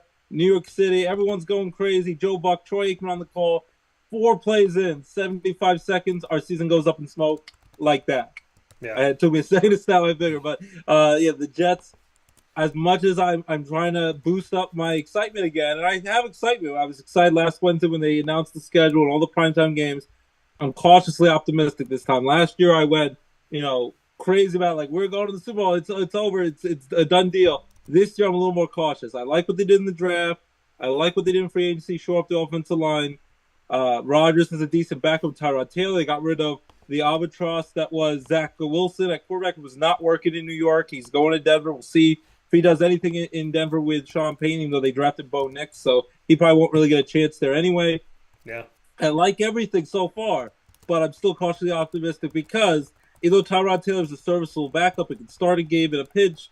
If Rodgers goes down early again, the season's over right away. And they have a tough assignment. Week 1, they go to San Francisco to take on the 49ers, who just barely lost the Super Bowl in overtime to the back-to-back, going for a three-peat Super Bowl champion Kansas City Chiefs with Travis Kelce, Mahomes, and of course T. Swift. So the Niners gonna be tough. They're gonna be hungry. They're gonna want to, beat up Rodgers and the Jets. We'll see. The offensive line, it's improved, but will they be cohesive after you don't play a lot in the training camp in preseason? You do your workouts, but they're not going to play a ton in the 3 preseason games because they want to avoid injury, especially Rodgers. If I were the Jets, I probably would put Rodgers in a game in preseason because if he's going to get hurt, let him get hurt in a real game, in a regular season game. He's 40 years old. He still has a cannon for an arm. You just hope that the healthy Achilles that is healed up does not pop again. You're always worried about that, especially on the Jets turf. But week 1, they're doing no favors. They get to be on Monday Night Football against his childhood favorite team, but he gets to take on the 49ers, who are one of the favorites to win the Super Bowl this year. So it's going to be a tough road, but I'm excited, but I'm cautiously optimistic. Last year I was run through the brick wall, no cause for pause. This year I have a little pause because I don't want to be hurt again. I feel bruised and battered as a lifelong Jets fan. I don't want to be hurt again, but I know I'm setting myself up to be hurt again. But I'm hoping at least, I don't care if they win a Super Bowl this year. I don't think that's going to happen this year. End the playoff drought. 13 years of misery of no playoffs. Let's end the playoff drought, and I'd be a happy man. Yeah, the Jets, and shout out to Jerry Hart, who's been supporting since day 0 for me. He sees us both on the screen. Jerry Hart, who spent so many years in security at Marywood University, and he saw us both here together today, and he said, "What's up, Pacers?" So Pacers, we love our Marywood. Yeah, we do, very much so. And so when we look at the Jets and we look at what's coming up this season, in the first 2 weeks, they start on Monday night, then they have a Thursday night. Then after that, we're going to see them go in week 5 to London, and I'm going to consider that a primetime game because I know it's not at night, but to me it's a different game, and it's the only game that's going to be on at that time. So that's 3 in the first 5 weeks, then it's 4 because another Monday night, then it's 5, then it's 6. Halloween. They're playing Thursday night football on Halloween at home. So technically there's 7 that they're going to have, but they're not counting the game in London. So they say that they have 6. But when we look at the schedule for the New York Jets, they have a Monday night game in week 1, a Thursday night game in week 3. Then they have the London game in week 5 at 9:30 a.m. Eastern time. Then they come home right after that game in London, and they play Monday Night Football the day I was supposed to be born, Monday, October 14th, against Buffalo at home. Then they have a Sunday night game. Then they have a Thursday game in week 9, and then they have a Sunday night game in week 11. Here's the thing that's nuts. After they play in London, listen to this again, what I just said. After they play in London, they have to play Monday night and Sunday night. So they're going to be the only game on, then the only game on, then the only game on. I mean, the Jets, the Aaron Rodgers factor obviously plays a big role in this, but, playing on Monday night, then a week with a regular schedule, then playing on Thursday night, and then a couple weeks, then going overseas and coming back from overseas, playing Monday night, Sunday night. I mean, yeah, it's great to get another day when you're coming back from overseas and the jet lag and all of that, but we're talking about a really tough schedule and a very unique schedule. Instead of their bodies being ready for Sunday at 1 or Sunday at 4:25, the Jets don't really play a normal schedule until after the bye week because all their primetime stuff comes in the first 11 weeks, and then once they have that break, then things, after week 12, that bye week, then we see all 1 o'clock games from there on out, and then to be determined against Miami, which could be 1 o'clock or maybe it's later on in the afternoon. What are your thoughts on not only the crazy primetime schedule, but the fact that the Jets have to do London, then Monday night, Sunday night, and that all of their primetime matchups come in the first 11 weeks before they get a break? Well, don't you think it's almost like the NFL? They're hedging their bets. They're like, this is all the only reason why they're getting the all these primetime games, just like last year, but it blew up in their faces because of Aaron Rodgers. Yeah, the controversies, all the conspiracy theories he believes in. There's some wackadoodle things he talks about with the ayahuasca, some of his beliefs, whether it be politically and medically with vaccines and everything. There's just a lot of things that he discusses that some people love him, and he also alienates a lot of the country as well. He's a great quarterback, a great talent, but I feel like the NFL was pretty much like, let's put it all in the first few weeks of the season just in case he either goes off the deep end, he retires out of the blue before the season's out, he gets injured again, is out for the season. Let's get all our primetime games in early because we don't know if he'll be there at the end. So I feel that way. It'd be interesting to see, I don't know your thoughts, when they go to London to play the Vikings, they're supposed to take on who was supposed to be one of their saviors before Zach Wilson. Sam Darnold signed a 1-year, $10 million contract with the Vikings. Will he even be the quarterback by week 5 for the Vikings? Will J.J. McCarthy, the national champion Michigan Wolverine quarterback, will he have already taken over the reins in Minnesota?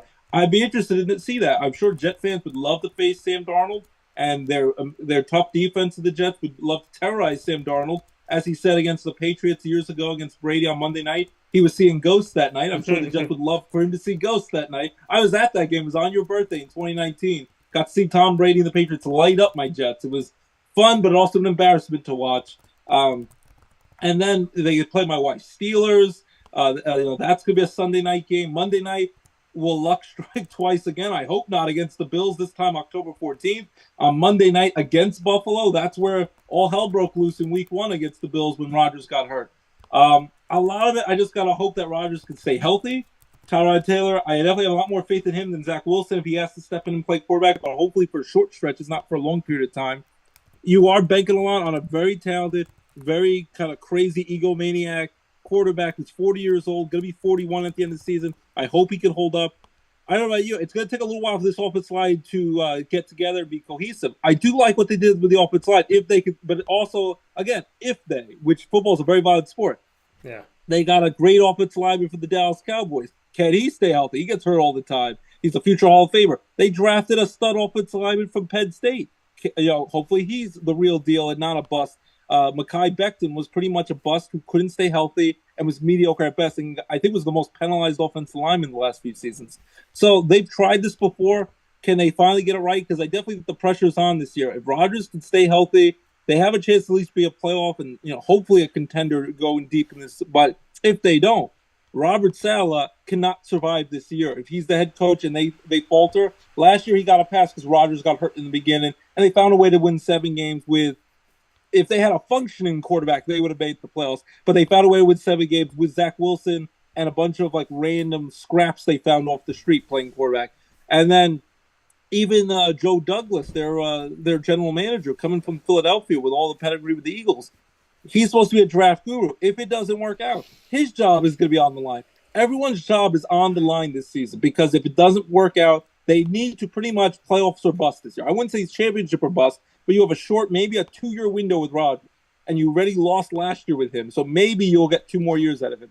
But if they don't at least make the playoffs, you got to dismantle this whole thing and then just let the Jordan Travis era begin next season because at least he gives me some hope. I know they've tried it with high draft picks with Sam Darnold and Zach Wilson didn't work out, but his pedigree with Florida State, I like what I saw in college. He got hurt. If he didn't get hurt, Florida State playing in the playoffs, and they still deserve to make the playoffs. And if there was the 12-team playoff like it will be this year or last year, they would have been a chance to be in it. He was a Heisman hopeful. I have high hopes for him that he'll be groomed. Hopefully he has about 2 years to learn under Rodgers and then take the reins. But I don't know about you, buddy. My mindset is the NFL, they set this up, but they also set it up where if this crash and burns early, then they don't have to deal with this. Then it's all 1 o'clock games that no one cares about here on out. But it could go bad real early because they have a lot of tough teams, lots of primetime matchups. They even played the Patriots in the home opener, who are supposed to be a down team. who are garbage now, but you never know without Belichick there anymore. No Brady. They did draft a star quarterback who we'll see if he's the real deal because their last one wasn't. It's going to be interesting, but it's all based on health here. Rodgers and that offensive line need to stay healthy. The defense is going to bring it. Breece Hall, if he does what he did last year, is a heck of a running back, running and catching the ball. Garrett Wilson, heck of a receiver. Can the O-line stay healthy and protect Rodgers? And then, Mike Williams was another target they brought in, star receiver from the Chargers. He's always been hurt. So there's a lot of a lot of injury concerns. And if all goes well, we're going to have a great season, Jet fans. But remember, it's such a violent, dangerous sport. It could all go kaput within a few plays, as we saw last year. His highlight last season was running out onto the field with the American flag. 4 plays later, our season was over. And they kept giving our hopes up, like, if they stay in the playoff race, Rodgers will come back. They stayed in for a while. I had a feeling Rodgers was never coming back last year. I thought it was impossible. His idea that his experimental surgery, I know he believes in all these conspiracies, he was not coming back 2 months after tearing his Achilles. There's no way. No one's ever done it. I know he believed he could do it. He showed off throwing the ball with his cannon arm in practice. That's one thing. But it's another thing where last year's makeshift offensive line, he would have been running for his life. There was no chance he could have survived if he came back 2 months after a torn Achilles. So I'm just hoping for the best, but it's all health contingent, and I'm very nervous. I'm, again, cautiously optimistic, but I don't know about you, buddy. I think the NFL had an idea where let's do it early, and if it doesn't work, the experiment, then we're done with them. Because this is 2 years in a row where they're pinning all their hopes in primetime games on Aaron Rodgers. It's a 40, almost 41-year-old man. I guess, Jet fans, you should enjoy the roller coaster ride because this is going to end soon either way, in a year or two's time. Let's just hope we have something to show for it, at least a playoff appearance. I know everyone's hoping for a Super Bowl. That hasn't happened in 55-plus years with Joe Namath. That's the last time that happened. Super Bowl III. The next Super Bowl, Super Bowl IV, was the last Chiefs Super Bowl until this Mahomes run in Super Bowl IV. It was a long time ago. So, I'm hoping for the best, but I have a bad feeling that this could go bad real quick. But I still, if I had to pin it on 17 games, I'd say they're 10-7. They don't win the division. The Bills still win the division, even with a concern on who's going to replace Stephon Diggs in the wide receiver core. I think the Jets could be better than the Dolphins. They're better than the Patriots. If they stay healthy, I think they go 10-7, win a wild card spot, and at least get to the first round of the playoffs, which would be a moderate success. But I still think the Bills win the division either way. Yeah, a lot of stuff in that. The Jets. This belief. I mean, Aaron Rodgers. Yes, he's talented. Yeah, he went on a retreat where he had no power, but allegedly they said all he had to do is flip the switch on and he would have power. They didn't. Don't we do that every night, buddy? Though we just turn off the lights and go sleep. He had a darkness retreat that he could change. He could switch that at any time. So that was bogus. Yeah, he had a darkness retreat where the power was still on. The power was not cut off from the house. We lost it. Speaking of cut off, we just lost Ross here for a second. But the darkness retreat put him in a situation where he was supposed to be away from power, away from electricity, away from all this stuff, and yet he still had access to it, allegedly, if he wanted it. So we've seen that. We've heard about the psychedelic drugs. We've seen some of the conversation stuff and the confusion. When we talk about Aaron Rodgers, there's a lot. Is he talented? Yes. Does he know how to throw a football? Of course. At the same time, the Jets made this move to grab one of the biggest names in football and put it on their team because the Jets sometimes are more of a Broadway show than a football team. Yep. And they treated it that way with Tebow. So with the Jets being where they are right now, I can argue, and I did argue yesterday, that with a healthy Aaron Rodgers and a healthy Sauce Gardner and a healthy Breece Hall and a healthy Garrett Wilson and so on, and then Mekhi Becton and this team doing what it needs to do, that I see a team working on all cylinders going 12-5, at worst 11-6. I think they can vie for the division with 10 or 11 wins. I think Miami's dangerous. I think Buffalo can be dangerous, but I'm a little suspect on Buffalo at the moment. I don't think New England's going to be a danger zone, but they could be a trip 'em game, and they have to play them twice.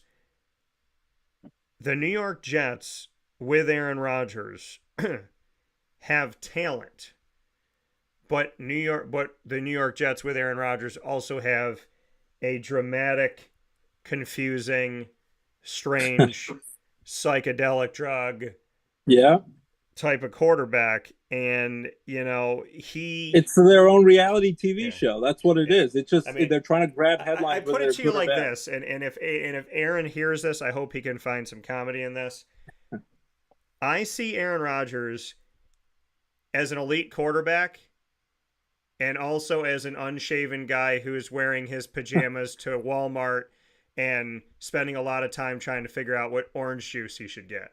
So, those are the two versions I see of Aaron Rodgers. I see pajama pants in Walmart, just spending a lot more time than you should, like 37 minutes studying orange juice. But maybe it's because it says concentrate on it. I don't know, Aaron.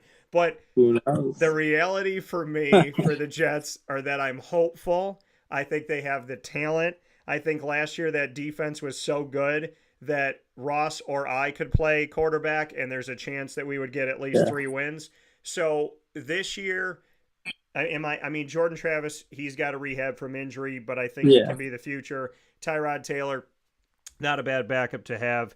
But ultimately, this plan for the Jets to be primetime everywhere, it falls on Aaron Rodgers staying healthy. So did they start on Monday night last year? Yeah, and it was on the 11th. Now they're starting on Monday night on September 9th. I think they should, if they're going to be on Monday night to start the season and they're going to be in the same spot like they were in last year, I suggest that the jerseys they wore last year, they don't wear this year. I suggest that Aaron Rodgers isn't the first person out. I suggest that Aaron Rodgers does not carry the flag this year, although I believe that that is a true honor. I think you have to do everything differently than you did last year. And, the one thing that we do know is they're going to be in San Francisco. So good news, Aaron. You get to start off your season after your last season ending in just a few minutes, the first season with the Jets. You get to start off this season playing up against arguably the best defense in the nation next to your defense, the San Francisco 49ers. So some people said he should sit it out. I said, what is he, LeBron? No. So, ultimately... How about Bosa? Yeah. Bosa, the beast on the 49ers. I hope he's not running for his life because I'm sure Bosa's going to be licking his chops to knock Rodgers out of this game. I can tell you this. Looking at the schedule, it's difficult. There's a lot of heaviness in those first 11 weeks, and there is a lot that the NFL is banking on with Aaron Rodgers. If he is healthy, this team has an opportunity to win 12, at worst be 11-6. If anything happens to Aaron Rodgers this season, it could be a 4-win team. So do I like the fact that he's on the Jets? I think it's better than what they've had, but the Jets are also kind of spending a lot of money on a guy who has the name, but not necessarily has backed it up yet with the output. I don't think he was great in Green Bay down the stretch, and obviously we didn't really see him in New York last year. So what Aaron Rodgers can do this season and how healthy he could stay and how effective he is and how accurate he is and how just on point he is and how annoying this fruit fly is that comes back every year, hibernates in my studio, sleeps, then comes back during the summer months and shows himself and only goes toward my face during the hours of 9 to 11. But, well, buddy, he wants you, and you could at least do a Mr. Miyagi thing. Remember the concentration with Danielson? He had the chopsticks earlier, and he got him. Yeah, you gotta get him. You gotta focus. President Obama once did that during an interview. Yeah, like he's in the middle of talking, and then he has like this amazing concentration. He saw this fly and he just snatched it in midair. It was impressive. Well, I could tell you that I was confident that I thought I murdered him earlier because I thought I caught him on my nose. But yeah, this season for the Jets, it's Aaron Rodgers or bust. It's does this thing work or doesn't it work? Maybe he needs to date Shailene Woodley again. I have no idea. But Aaron, stay off the psychedelics. If you're going to do a darkness tour, do it in a cabin where there is no electricity, where they literally cut the power out. It's like, oh no, his Grubhub people could deliver it to him still at the cabin. So, and how about the rumor for a little while there was talk he was going to be he has no chance at winning, but he was going to be the vice presidential pick of Robert F. Kennedy Jr. Like, it's either going to be Trump or Biden, either way, whether you like him or love it. But the third party candidate, he picked someone else. But the rumors were at first that he was going to either pick Aaron Rodgers, a conspiracy theorist, or possibly Jesse the Body Ventura, the crazy wrestler actor who was a governor for Minnesota for a few years. But imagine that, if Aaron Rodgers was still trying to play for the Jets and also run for vice president of the United States, that would have been pretty crazy. That was the ultimate reality show. At least it's not happening. But for a moment, I was like, is he really trying to do both? Coming off a torn Achilles? Well, this is my thing. People want to knock Donald Trump for being a reality star who became president. But if Aaron Rodgers became vice president, also a reality star that would have become vice president. By the way, speaking of the Kennedys, I never knew that I wanted this until I had it. Go to Netflix, watch Unfrosted when my guy Bill Burr gets to play John F. Kennedy. That was a treasure that I He's hysterical, I didn't Bill know Burr, I needed absolutely. that. They're like, the Doublemint twins are here to see you. Are they wearing the costumes? Yeah. But I mean, Bill Burr, he's just a national treasure. But look up all his comedy specials, and then there's even there was a new movie that came out in October on Netflix called Old Dads, where he's like a 50-something-year-old guy who becomes a dad for the first time. That's hysterical as well. So anything with Bill Burr. Did they do a sequel called Old Dad, where Robert De Niro in real life has his 8th child at 70-something, or no, 7th child at 80?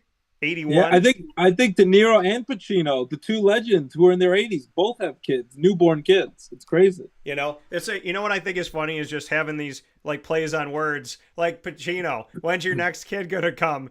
Any given Sunday, Dan. Any given Sunday. But you never know. Niro, he could be like, he could do his Scarface line when he brings his little kid with him. Say hello to my little friend. And he dressed just like him. He's mini Al Pacino. All we know is when people say that there is no timetable on a man and their ability to have a baby, De Niro and Pacino have proven that you could have fought off dinosaurs back in cave times, and yet here you are today, cryogenically defrosted and still having the babies. So Aaron Rodgers, I feel like he's on the same line, though. I think Aaron Rodgers, the older he gets, the more like Dirty Grandpa 3 he'll become type of thing. Maybe he's going to be the guy in the movie. But yeah, I mean, he's getting very weird with it as he gets older, Rodgers. I don't know if he's always like this. Interviews with him, it's I'm like, what is he thinking? Like when you watch his face, and he was on the Pat McAfee show, and you watch Aaron's face, and you hear like the thought and the time and the pauses and the commas and the words and the look and the strange reaction. I'm always like, did the drugs get him? Or is this just Aaron Rodgers? You know what I mean? Yeah, maybe he did a better job when he was younger hiding the weirdness. But now as he's gotten older, he's letting the weirdness, the freak flag fly now because he's just going with it. He doesn't care. So I don't know. But it's weird. And you almost feel like it's like the Men in Black movies where there was like an alien inside like a celebrity. Maybe there was like an interstellar alien inside him the whole time. And he's just coming out and saying crazy stuff now. And Robert Kennedy Jr., the guy running for president, the other day they came out that he has worms in his head. That worms have overtaken his brain, but he wants to run for president. I'm like, I don't know if you should be running for president if your brain is not functioning because worms have invaded. I don't think you're the right guy for the job, probably. Okay, let's be real. I think worms have invaded a few of the candidates. Yes, most likely, yes. Between the things they say and do and their age, everything, I think they have some issues, all of them. Okay, this is my thing that I would do as a moderator of a debate. I would challenge Joe Biden and Donald Trump, and this is not a political thing. This is surely for comedy, so folks, please just relax. I would challenge Donald Trump to not say a word for 60 seconds, and I would challenge Joe Biden to find his way by himself off of a stage.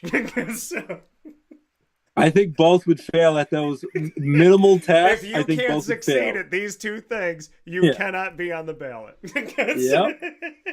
I think we'd have no one on the ballot then. I don't think either. I think you're setting them up to fail. They cannot handle those basic tasks. People want to talk about Trump was in a reality show.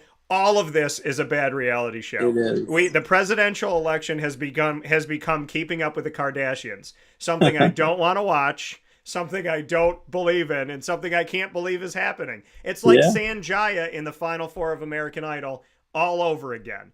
And I think there's still people like they did with him that have threatened to live outside until they're voted off. So I have no idea what's happening with, I tell people all the time I'm going to run for president, but I feel like at this point I should stop saying it and start doing it.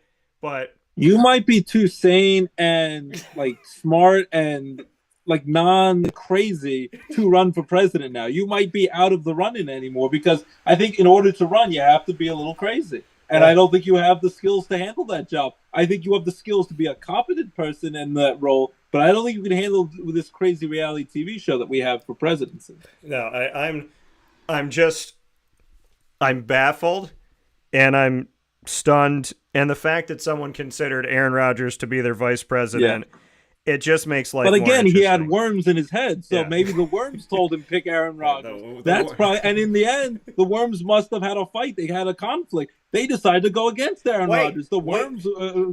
I figured it out. No. They said that there's that one alcohol that you're not supposed to eat the worm at the bottom of the alcohol. Maybe that's the worm that got into the brain of Kennedy, who is now telling him to do this because that worm was supposed to create potential psychedelic tendencies. And who knows psychedelics better than Aaron Rodgers? So a psychedelic worm telling you that you should bring in a psychedelic man, that seems like it makes all the most sense. Absolutely. Hey, I wanted like a steel cage death match back in the day like they had the WWE, formerly WWF wrestling.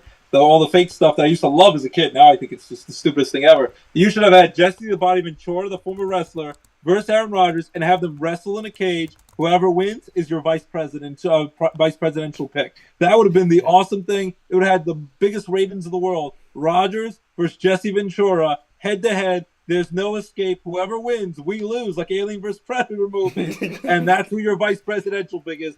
I would have loved to see that. Jesse the Body. That was his nickname, the Body. You know what I mean? Yeah. And he was a governor for Minnesota for 4 years, that guy.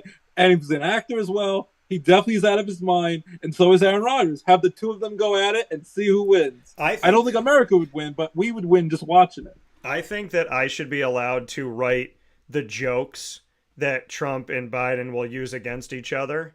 I think that I should be able to write those because I already have a really good one that I'm very proud of. And so, I'm ready.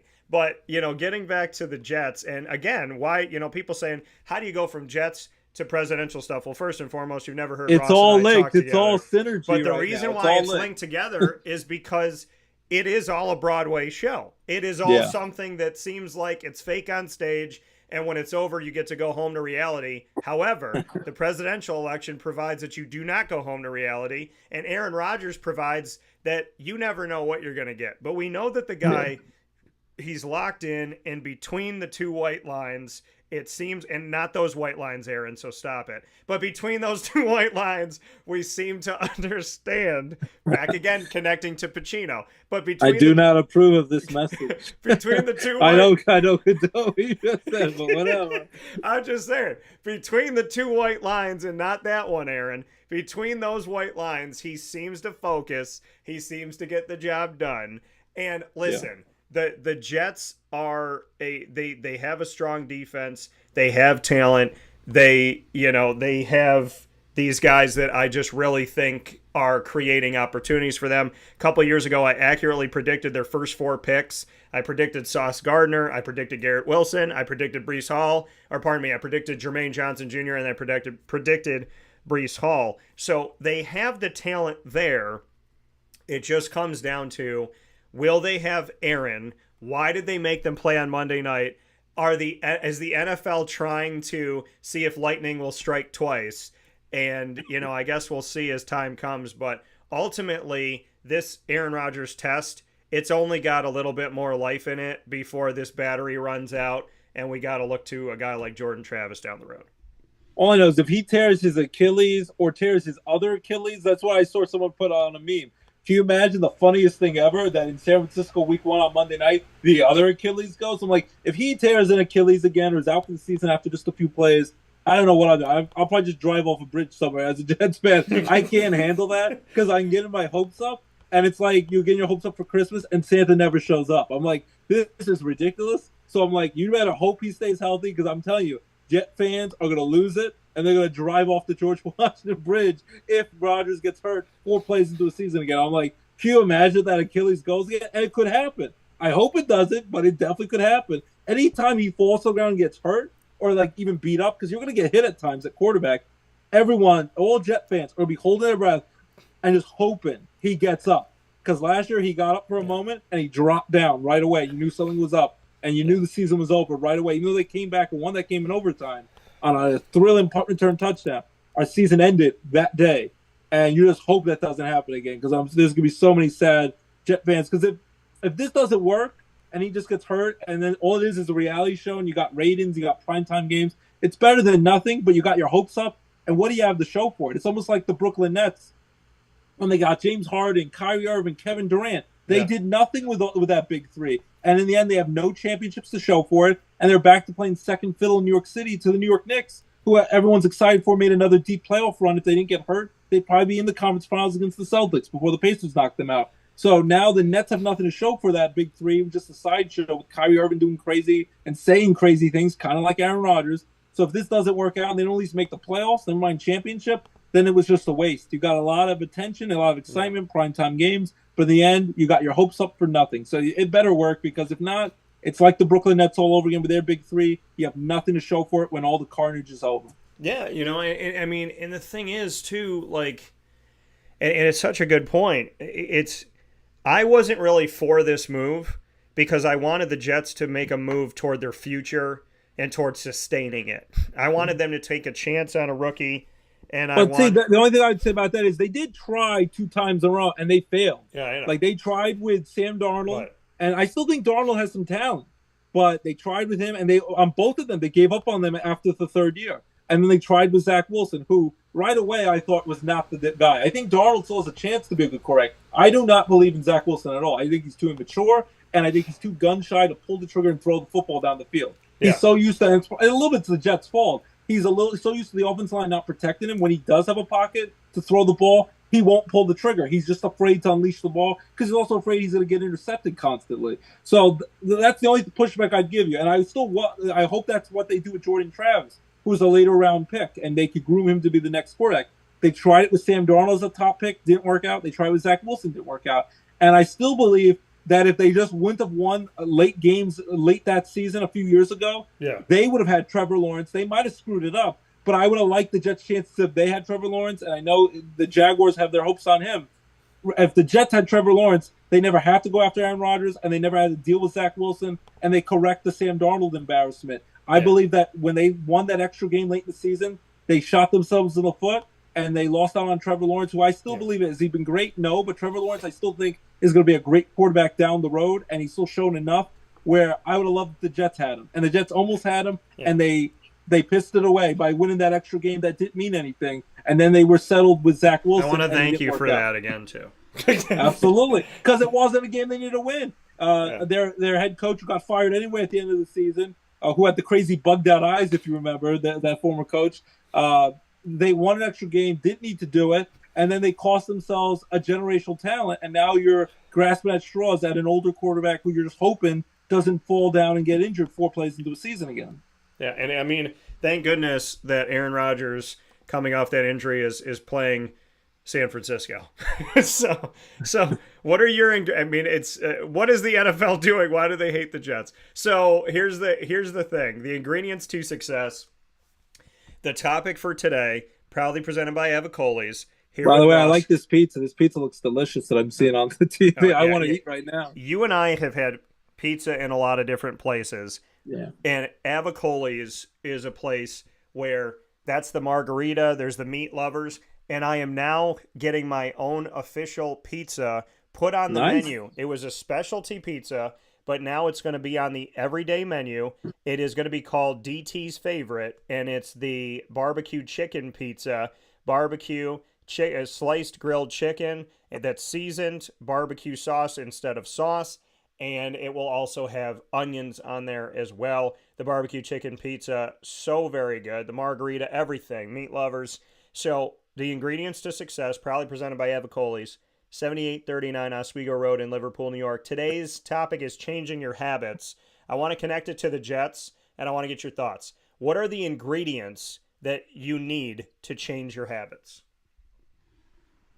You gotta have an open mind and be willing to listen and learn from your mistakes, because everyone in life is gonna make mistakes. And it's like the Rocky Balboa quote where he gave that powerful speech to his son who was living under the shadow of his famous father. And he's like, oh, I just can't deal with it. I don't want to be at work because everyone just wants a piece of me because they want a piece of my dad. They don't care about me.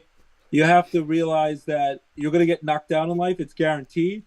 And what's going to determine how successful your life in the end is what do you do when you get knocked down? Do you get back up again, like a Chumbawamba song, get knocked down and get up again, and you work hard and you don't take no for an answer, and you overcome any obstacle that gets in your way and you become a success story? Or when you get knocked down, you whine, you say it's too hard, you're looking for a mercy rule in your life, and you're like, oh, please, I can't handle this, no mas, I don't want any more. Yeah. And the important thing is to not ever give up. When you're going to get with adversity, and the Jets, just like every football team, and the Jets and all us Jet fans know about adversity, we're going to deal with a lot of stress and a lot of problems, and the Jets are going to deal with some tough games where they're going to get losses, they're going to have some injuries, they're going to get beat up, and they're going to have the media waiting to pounce on them, where if they do well, they're going to say, oh, this is the greatest thing ever. And if they do bad, they're going to go after Rodgers, they're going to go after the Jets, they're going to go after Salah and Douglas and all the brain trust of the Jets and Woody Johnson, the owner of the Jets.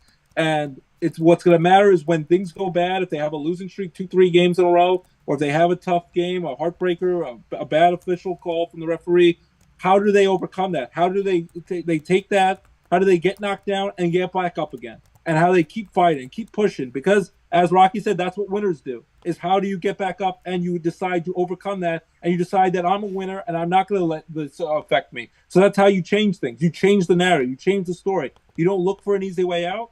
You don't look to quit. You don't look to retire. You don't look for a way just to leave your guys high and dry when things go bad. You don't quit. You don't stop. You keep working. You keep pushing forward. And in the end, if you give that tenacity and determination and you refuse to lose, you will overcome these obstacles. And the Jets, if they do that, if they stay pretty healthy and they don't get down on themselves, that locker room stays cohesive in the end, and they don't attack each other and snipe each other when the media is coming after you when things go bad, they will be a successful team if they do that. So that's how you change the narrative and the culture of years of losing for the Jets there. You get punched in the face, you get right back up again. You're ready for round number 2. You get ready for round number 3. You have that mentality of an underdog like Rocky Balboa, and you decide, I'm going to be a winner today, and I'm not a loser, and you overcome these obstacles. And that's how you do it in life and everything in general. That's why I tell my kids, that's why I tell my players when I coach at Luzerne, it's how you get up again when you get knocked in the face. And that's what they're going to do. And I believe the Jets have the ability to do that this year. No better way to say it. The ingredients to success of changing your habits. Open-minded, gotta believe, you have to be willing to get back up again. You cannot. Habits are created over a series of time. It is easy to fall into something, and it is sometimes really hard to fall out of it. And when you're creating a good habit, you can create something over time and easily fall right out after you put that work in. So you have to stay consistent. They always talk about consistently good, not occasionally great. Dino said that all the time, Dino Babers, and probably still continues to say that. But be consistently good, not occasionally great. When you want to change your habits and you want to do positive things, good things, fruitful things, you have to be willing to do it every single day. When you don't want to be late, you don't be on time one time and say, look at me, I'm on time, and then you're late again for the next 3 months. If you want to change your habits, you have to be willing to be open-minded. You have to be willing to learn, to gain wisdom, to go through the adversity, and to understand that just as much as there is God, the devil is at work too. And when you get closer to God and you start doing good things and you start being healthy, the devil works 10 times harder, 100 times harder to try to stop you. And you got to be understanding of the fact that adversity, like Ross said, is guaranteed. You will get punched in the mouth. You will get knocked down. And it's about how you get up. It's not about how many times you fall. It's about how you get up every single time, how much you can take and keep moving forward. That's why that Rocky quote is one of my favorites of all time. And the ingredients to success, that is brought to you every week on Tuesdays by the fantastic team at Avicolli's, 7839 Oswego Road in Liverpool, the home of our Liverpool Warriors monthly broadcasts on site on location, right down the street from Liverpool High School within walking distance. Ross, as always, I appreciate you. You will be back. We have plenty more to talk about, and I do want to do a heart-to-heart of your first season back, first season coaching as a head baseball coach, and Luzerne's first season back on the field. And I look forward to. I'm ready to recruit. I'm ready looking for players for your number 2. I'm busy at high school games and summer league games and Legion games, wherever I could find guys. When the first time I meet someone, whether they're young or old, because you're in college, you can be 18 or 50 years old, as long as you never played college baseball before and willing to be a full-time student with at least 12 credits, you can play. So my first question to everyone is, you got any eligibility left? You want to play baseball? Whether you, like I said, whether you're 18 or you're like the dad of an 18-year-old, you're 55 years old, I'll go up to you and say, you want to play? Because, again, we had guys in their 30s play. We had a guy who was trying out playing with us for a little bit in practice who was, like, I think, in his early 50s. It's never too late to get a chance to play ball. So that's what Luzerne's about. Young, old, middle-aged, doesn't matter. This is the place for you if you want a chance to play. And I told the guys last year, it's going to be tough year one. We're going to get kicked in the teeth by some elite nationally ranked teams like Northampton and Brookdale and Rowan. Great teams that compete for championships every year. But what matters is we're going to get hit in the mouth. How are we going to get back up for the next game? How are we going to get back for year number 2? So I'm already heavily recruiting. I'm looking for the next set of Luzerne Trailblazers to blaze a new trail this upcoming season. Yeah, and a lot of love here. Jerry saying, good luck, Coach Turetsky. And doesn't that sound so good? When you see Coach Turetsky, coach in front of it, could not be more proud of somebody chasing their dreams, catching them as a sportscaster, as a sports writer, as a father, as a husband, as a brother, as a friend, and as a head coach now. Coach Turetsky has a really good ring to it, and it just goes to show you folks that when you believe in yourself, you're willing to handle adversity with the fight in you and that belief and determination.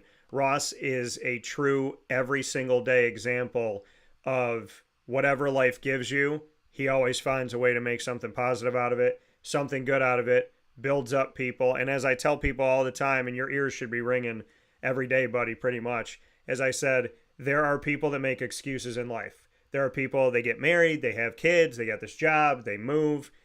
Every single day of my life, I get at least one message from Ross. Every single day. Father of 2, husband, brother, friend, son, and working all of these jobs, chasing all of his dreams simultaneously.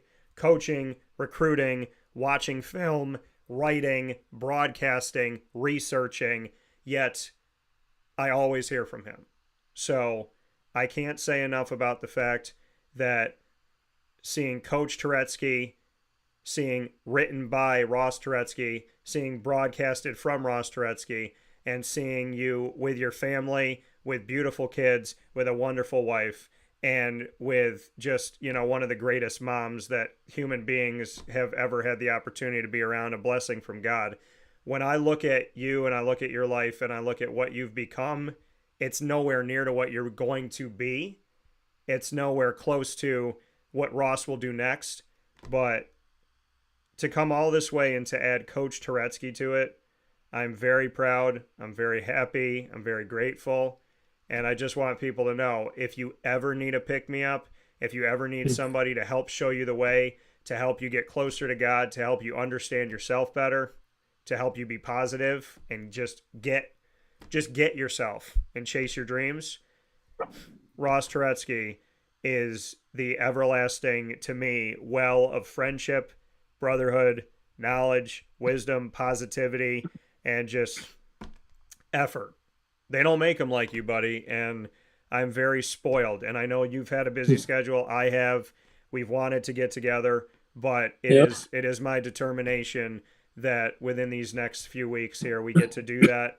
And when we have that Luzerne conversation, I want to have Deadpool Wolverine. Let's watch that. July 26th. Can't wait to see Ryan Reynolds, Hugh Jackman team up, fight each other, team up. And we should get together and watch some Deadpool Wolverine this summer. So I'm looking forward to that. I feel like that is a Cinemark moment that was made years ago. So You know I don't say anything I don't mean, and I say it from my heart, but there's not enough words to say how much a person like you is valued in my life. So to Ross Turetsky, there is no substitute. There is no other. And I love you, buddy, very much. Love you too, buddy. Right back at you. I feel the same way. I'm very grateful to have you as a friend and as a brother. And I'll leave you with this before I have to go pick up LJ. He has got one more day of school. Tomorrow's his graduation. Yeah. The great words of Arnold Schwarzenegger. Jamie! I love how it's so loud that it like Zoom mutes it. Yeah. It's too loud. Too loud for human consumption for their ears. Yeah. Well, I love you, buddy. And, Aaron Rodgers has psychedelic drugs. I chose the positive side, and I have a wonderful friend. So, Aaron, put it down and find yourself some good people. But, hopefully he has that around him as well. I'm just kidding. But, Ross, thank you for everything. And, I love you. And I'm very blessed. And I know that every single day. So, just so you know, you're always thought of daily. And I'm just super proud of you, man. I just marvel at the fact that you have become everything that you thought you could and maybe didn't even know you could. And I know you're not done. Like, this is the beginning of all the great stuff to come for you. I appreciate it. I think the same thing. I think just imagine what you're going to be doing broadcast the next 10, 20 years. Sky's the limit for you, buddy. It's time to do some stand-up comedy. Go for it. Let your inner Bill Burr, Jerry Seinfeld out and take the stage. I had my chance doing that. I loved it, and I think you'd have a blast doing it. Yeah, it's time to show the world that I've been doing this broadcast for the last 20 years with my pants off, and nobody knew it. You never know. You have no idea what you're doing.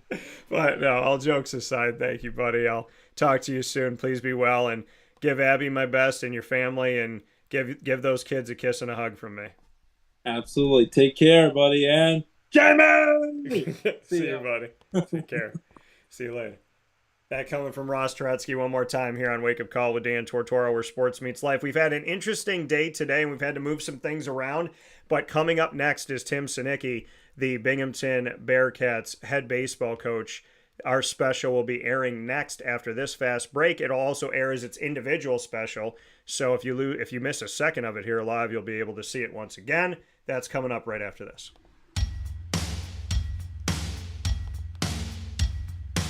Central New Yorkers, you can now enjoy the taste of Heritage Hill award-winning craft beers, seltzers, and a full bar at 3 locations. Spend your weekends at their beautiful location in Pompey with its amazing views, sunsets, family, and pet-friendly facilities, as well as extensive private event areas. Get their taps, tonics, and tastes in their brand new North Syracuse location at Sweetheart Corner in North Syracuse, New York. When flying in and out of Syracuse Hancock International Airport, make sure to visit their Palladino Farms location. At Heritage Hill, they believe in supporting our community and are excited to now meet you where you're at and where you're going with their local farm-raised tastes. Find out more information at heritagehillbrewery.com.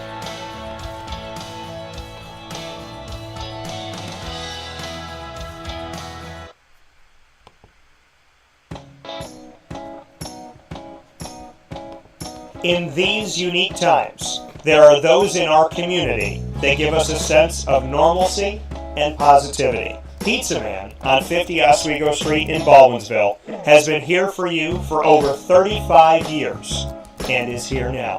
Call 315-638-1234 or order online at pizzamanbville.com to bring those familiar tastes into your home. And remember to come see our monthly on-site broadcasts centered around the community and our Baldwinsville beats. Pizza Man in Baldwinsville. Any way you slice it, they are always here for you.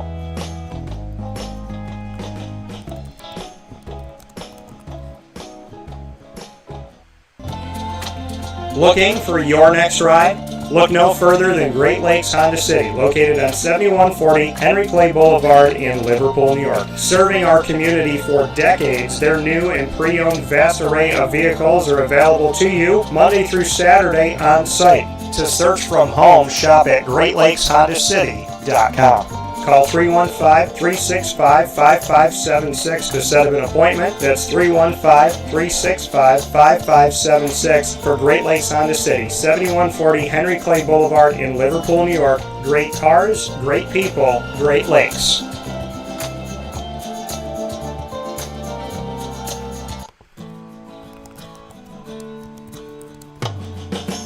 Our corporate purpose at Chick-fil-A is to glorify God by being faithful stewards of all that's entrusted to us and to positively influence all those who come in contact with Chick-fil-A. And what became increasingly clear from our success in Cicero is that people love Chick-fil-A. And also I think we recognize that, we had great opportunity to grow the brand and grow our platform. I felt incredibly grateful when I was selected to be a Chick-fil-A operator. I think what it's meant for me, what I've come to realize on a very deep level is that this is a calling for me. It's not a career, it's not a job. The Lord called me to be a Chick-fil-A operator and to use these restaurants to glorify Him and to positively influence other people.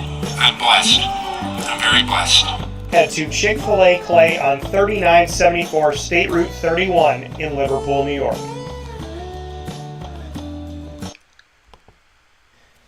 Welcome back here to Wake Up Call with Dan Tortora, where sports meets life. We are inside of the Heritage Hill Studios, Heritage Hill Brewhouse in Pompey on Sweet Road, and Heritage Hill North on 628 South Main Street in North Syracuse at Sweetheart Corner. I am picture-in-picture here for this Bearcat Break Room in our exclusive multimedia marketing partnership with Binghamton University with Tim Sinicki. Back here with me, Binghamton head baseball coach, heading into the America East postseason and celebrating the marker of 700 victories. Coach, how we doing? Morning, Dan. Good to see you again. Doing well. Thank you. And Coach, I mean, you and I have talked about this the first time you're on the show, the history, the connection, the brand of baseball at Binghamton, what it means to see the Bearcats out there, the money that's been put in by the school, by donors, by everything that we've seen in this evolution of baseball over the years, and your great connection to this history. 700 victories. Does it sink in? Does it hit? I mean, I know you're focused on the next one. I know that you got a postseason coming up, but when we say 700, do you take some time to really reflect on, that's a lot of games, a lot of wins. What are your thoughts? Well, it's interesting, number 700 happened on Saturday, and afterwards we had about a 2-hour and 45-minute bus ride back from, New Jersey Tech to campus. Yeah. And it did allow me an opportunity to reflect a little bit. And really the thoughts that came through my head were being shared by a lot of texts and emails from former players. And really that's what this is really about. I try to tell people I'm just doing my job. Wins and losses are part of sports. And as great as wins are, if you can't take the losses, you shouldn't be in this business. And so for me, it's just doing my job. And the most gratifying and satisfying part of this milestone was just to hear from so many people. Yeah. And to know that, they enjoyed their experiences when they were here as student athletes, even from staff members here and other coaches, people in the community who have reached out. It just makes you really appreciate all the relationships that I've been able to build over these 32 years. And it's less about the number and less about the milestone, but more about just a reminder of, what great people I've been fortunate to have in my life and be surrounded by during my time as head coach here at Binghamton. 32nd year.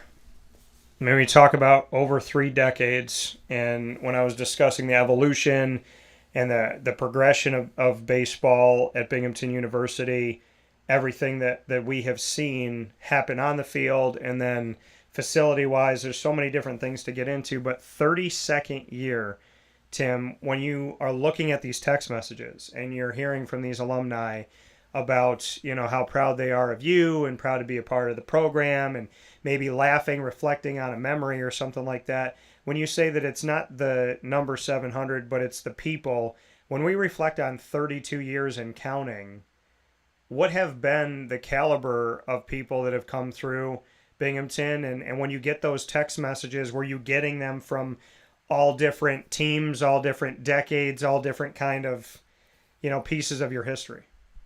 Yeah, I think to kind of sum it up, in one day, which was on Saturday when this happened, in attendance, I had a young man who graduated in 1994 in attendance. I had a young man who graduated in 1997 in attendance, a young man who graduated in 2000 in attendance, and then I had 5 young men who graduated last year, 2023, in attendance. And so to be able to see each one of them, and you talk about the different eras of Binghamton baseball that I've been so fortunate to be a part of, I think that kind of sums it up. One day meant so much to me because it allowed me to really go back to the early years. I mean, those couple of guys who graduated in 94, 95, and 96, 97 timeframe, those were some of my first teams. And those memories are still really fresh in my head. Yeah. Those kids were, like, I'll always call them kids, even though some of them are almost as old as I am now. They had such an influence in my life, and it really allowing me to cut my teeth with them and probably make a lot of mistakes, which I still do, but I probably made even more back when I was 26 years old coaching those young men. So, but that really, for me, kind of the day itself, and just knowing that I had those young men in attendance watching, and little did they know the connection. And, I tried to make sure they each knew that they were part of this program. And it really kind of, to me, really was special for that moment. Whether it was win 700 or not, that day was special because of those people that were in attendance. Yeah, and for you, and I got this from our first conversation, it's all about those relationships. And it's all about those true, honest, real connections. Success, of course, comes when you're pitching well and the bats are working. But to me, success goes far beyond that in the lives that you can affect in a positive way. How have you truly enriched your life in beyond wins and losses, the successful relationships that you formed by being the baseball coach at Binghamton? Yeah, I've had players from all walks of life, from all around the country and even a couple international. And to get to know those young men and what their families and lives are all about when they're student athletes, and then stay in touch with them and to learn how their families now are growing and to find out where they're at in their lives. Those things are so important to me. And I know it sounds cliche, and I tell the guys all the time, I know it sounds corny, but those types of things, they far surpass any personal milestone. I mean, I really didn't even know, I had forgotten about where I was in this countdown. I was alerted to it a couple of weeks ago, and it was getting close. And I was like, well, that's nice, but we got to win some ball games here. And if it happens this year, great. If it happens next year, whatever. And didn't really think about the number. And I think one of probably the greatest joy I had on that day is after the game, the first person to come up to me and say, congratulations on 700 was my director of operations, who happens to be my son, Tanner. And Tanner spent 5 years in this program as a player, but ever since he could walk, he's been part of this program. Yeah, it's kind of all he knows, Binghamton baseball.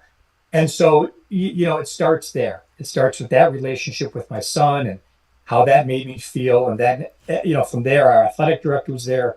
And then the other people, like I said earlier, and then the messages. And it just, I can't, you try to reflect back on 32 years, and it's really difficult to put into words. There have been so many young men, and some have been there for 4 years, some maybe 1, 2, or 3 years. And Yeah. and I don't know if they ever know that each one of them, touches your life and has an impact in some way.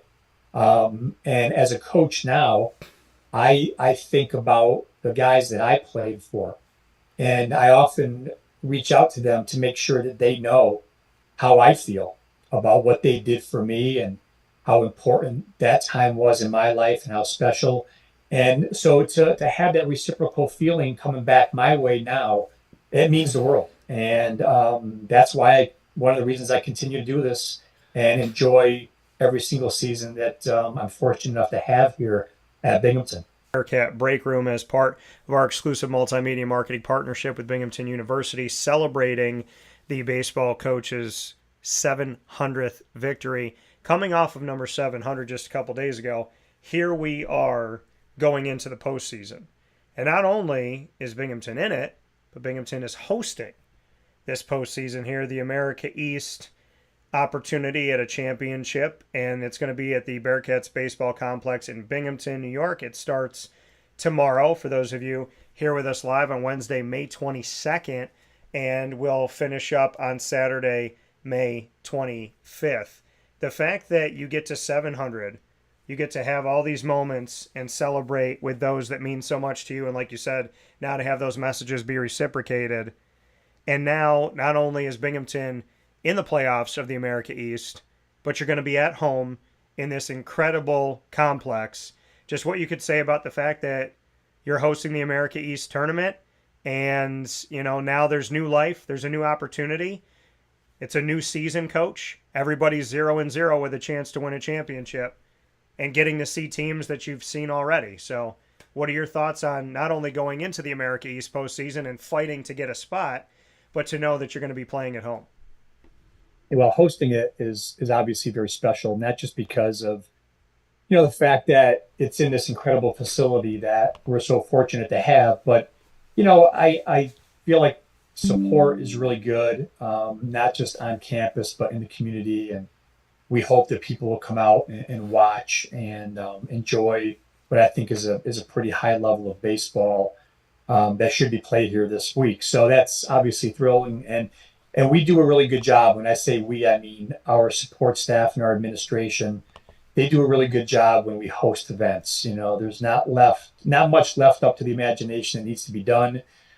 We seem to have things really under control, and it takes everything off my plate that I have to focus on, other than trying to prepare a team to try to win some games. So that's the easy part. The tough part, obviously, is the competition, and we literally limped our way into this tournament. I hate to use injuries as an excuse, and I never will, but at the same time, facts are facts, and we got hit by the injury bug the second game of the year this year, and it hasn't stopped.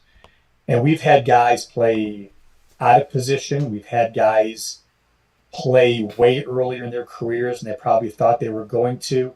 And so we're still in that situation where we have some guys who would be starters who are going to miss the postseason just because of a rash of really strange and unfortunate injuries that have occurred really from the beginning to the end of the season. So what my job is to really moving forward is to try to find the best combination, both defensively and offensively, to give our lineup the best chance to score some runs and play good defense. And the one thing that we do have a lot of healthy arms right now, which we're really fortunate to be in that position. So, it's a challenge. It's going to be a challenge. But our kids will be prepared, and it won't be, whether we win or whether we lose, it won't be because we weren't prepared and they weren't ready to go. Yeah. I think teams will have to beat us. I don't think we'll beat ourselves. And I think this conference is very balanced, top to bottom. I think anyone can come in here this week and walk away with a championship, and that includes us. And you spoke about the injury bug, and like you said, happy with what you have pitching-wise, but putting together the best combination defensively and hitting from here. Adversity builds character. Without adversity, we don't really ever know who we are as individuals, and in your case, as a team. So despite the injury bug and a series of unfortunate events, as this team steps forward, where are the Bearcats as far as who you've seen that's got more time that maybe wasn't going to get that time, that wasn't going to get that opportunity? You know, it's tough when you know who your guys are, and then injuries happen. You got to fill in somebody else who might be coming in a little early down the road. That's going to help you as a coach because that experience was experience they weren't going to get at this time. But in the here and now, you know, there's that adversity, there's the growing pains. So offensively and defensively, in these unfortunate events, who have you seen really step up? Who's been a pleasant surprise? And, you know, like you said, you don't feel like you're going to beat yourselves. So bring us into the dynamic of the team and those guys that have had to step up maybe a little bit sooner than expected.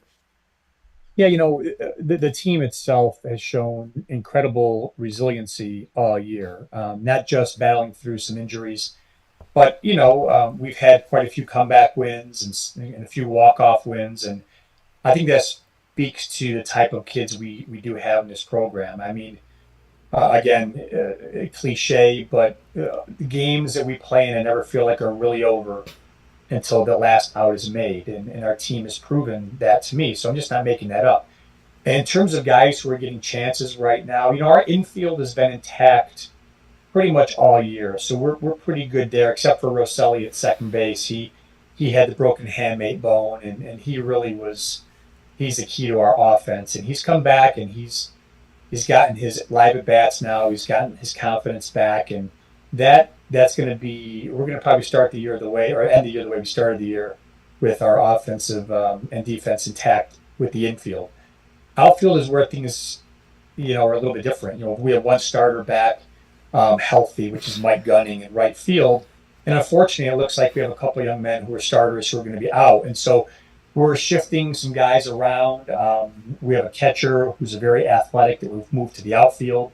We have a freshman who's going to step in the outfield as well. We have a backup catcher who's going to have to catch now, and maybe somebody in the DH spot who doesn't have a lot of at-bats under their belt. But it's still a little bit of a work in progress how we're going to go on Wednesday. I have a really good idea, but at the same time, you know, we'll think about it as a staff. We'll have conversations, continue to evaluate guys one more day.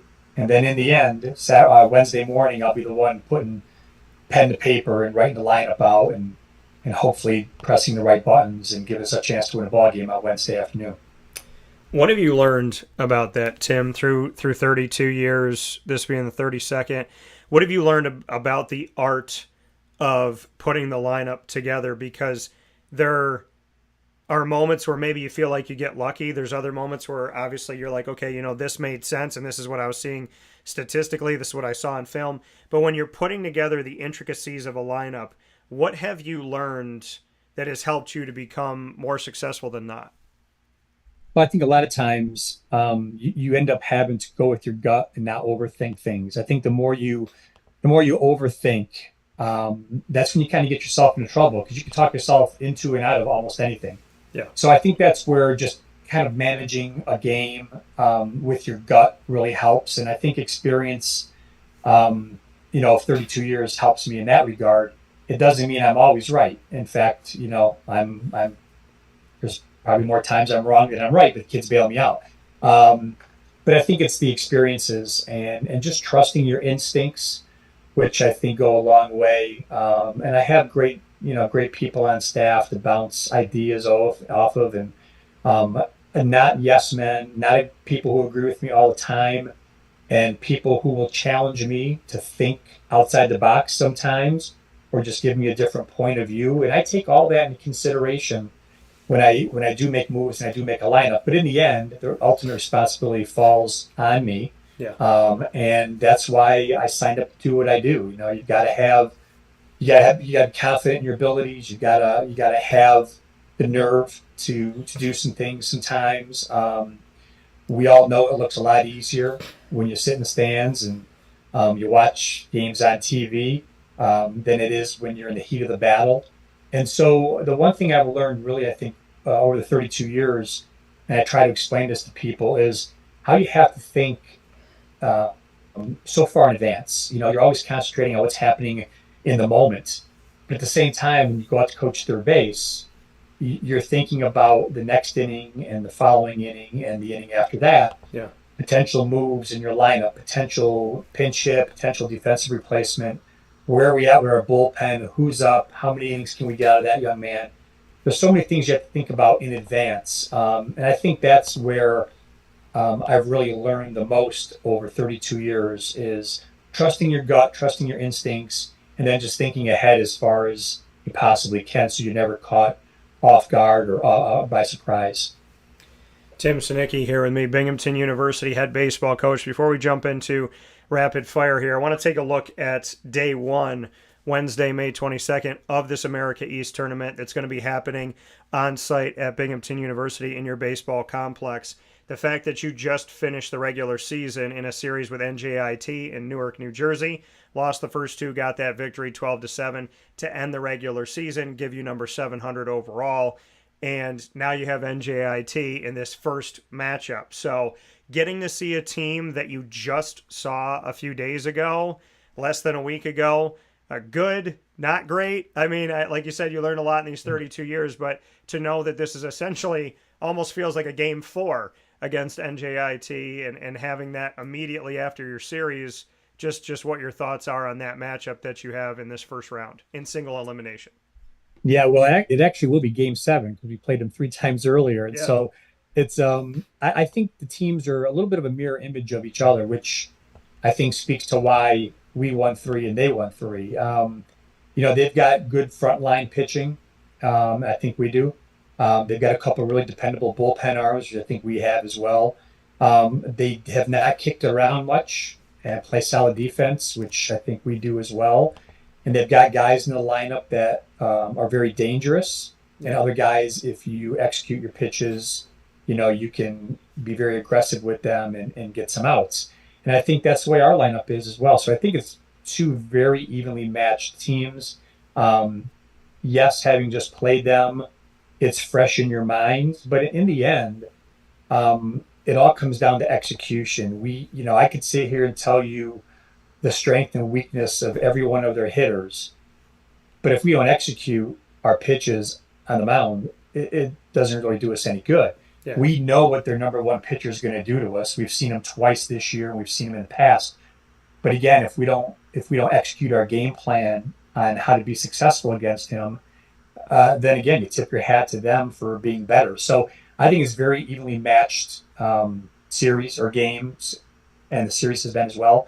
And so, the pressure now and what matters even more so is this is, one and done if you don't win on Wednesday. So, you hope that you prepared your team properly. You hope you're peaking at the right time.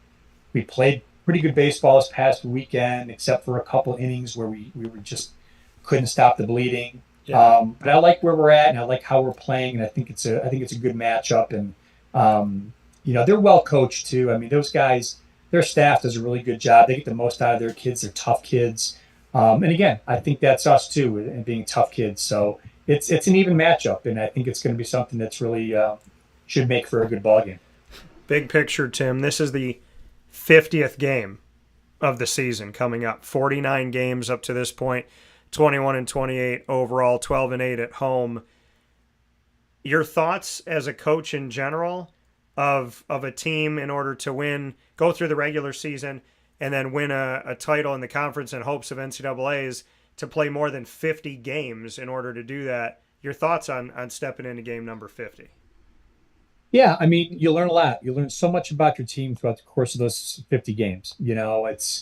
It's a constant evolution of the team. You see what kids are developing, what kids are hot, what kids are maybe on a little bit of a cold streak. You evaluate every day after every game. You evaluate after every practice. Yeah. Constantly thinking, which is why I don't sleep very much. You're constantly thinking about, how you can be better, and that's where my job is so important. I put everything aside. And I try to tell the kids on day one that every decision that I make regarding this program is for the program, for the betterment of this program. It has nothing to do with who's who and how long you've been here, and whatever the situation might be. All my decisions are to try to put this program in the best position it can be in to win a game and to advance. And so you do that over those 50 games, and it's just constant evaluations and reevaluations, and talking to your staff and make sure we're seeing the same things. So yeah, it's a long season, but that's when you get to this point. You hope you have a pretty good feel for who you are and where you're at, and what it's going to take to win that next ball game. Final note before rapid fire. I do know that you said it's more about the relationships, and I completely respect and understand that. And you and I bond in that way as well as other ways, but I would be remiss if I didn't say this. Coach, you're now in a group of 11 NCAA Division I baseball coaches who have won 700 or more games at the same school. We look at how many coaches have coached, how many schools there are in Division I, and when we break it all down, there's only 11 coaches in the history of Division I NCAA college baseball that have ever won 700 games or more in one place. Your thoughts on being part of one of the tiniest groups in history? Yeah, it took me to read the release by our sports information director, John Hartrick, to even know that. I had no idea. And it was one of those moments that, when you're reading it and you have an opportunity to see the words and take it in, and you just kind of raise an eyebrow like, that's pretty neat. That's about as excited as I get sometimes when it comes to things regarding myself. I get much more excited about team accomplishments and things like that. But it is a neat little fact that I had no idea that even existed out there. And it's something that, I am proud of, but at the same time, I'm so grateful that the university has allowed me to be here and do this for 32 years. It's nothing that I ever take for granted. I know it can be taken away from me in a heartbeat. And the fact that they've entrusted me to continue to run this baseball program means more than I think anyone will ever know. And so come to work every day, try to do my job to the best of my ability, and just try to be a good person and a good representative for this institution. Do you remember your 100th win? I don't. I had to go back and, John Hartrick again in the release, he listed all those. And the only one that I actually remembered two. I remembered the first win. That was against Stony Brook. I remembered that one. And then for some reason, 500 stood out to me. I remembered that was at New York Institute of Technology when they were Division I. That one stood out to me as well. So I knew those two, but I didn't know any of the other milestone wins. I find it interesting that your 500th and your 700th came against Institute of Technology. Institute of Technology, that's right. Very true. Against New York, 500 was April 26, 2015 at New York Institute of Technology, 5-1. Number 700, May 18th, 2024 against New Jersey Institute of Technology, 12-7. I asked your 100th because that was back on April 5th of 1998, and it was against Marywood University, and you won 12-4, and that's my alma mater. That's why. Oh, is that right? Yes. Okay, I didn't know that. I didn't know that. Yeah, so that's pretty cool. So so we don't have to talk about that. So, anyways, Coach, let's get into rapid fire. We can ask each other anything in the world, a couple questions apiece to finish off this very wonderful ode of appreciation to Tim Sinicki of 32 years and hopefully many more, 700 victories and hopefully many more, and ahead of Binghamton hosting the 2024 America East tournament that will determine a champion that will hopefully, give us something great to look forward to coming up here in the NCAAs. So what is your first question for me? First question for you is you need a Binghamton University baseball hat. So what size do you wear? Are they fitted? They're fitted small, medium, medium, large, large, extra large. That would be a small, medium then. Small, medium. Gotcha. Yeah. Thank you, Coach. That's one of my favorite questions ever because I love those B hats. My question back to you, since we have our apparel store as well as our Wake Up Call logo that you can see right behind me with the sun rising out of the coffee cup, what size hat are you between small, medium, medium, large, and large, extra large? I'm on the small side as well. Okay. Yes, so small medium is my size. Well, Yeah. we like they do the jersey swap. I got to make sure you get a Wake Up Call hat Yeah, as well. we'll do a hat swap for sure. Yeah, Absolutely. that would be awesome to do that. What's your second one for me? Any plans to see any Major League Baseball games this year?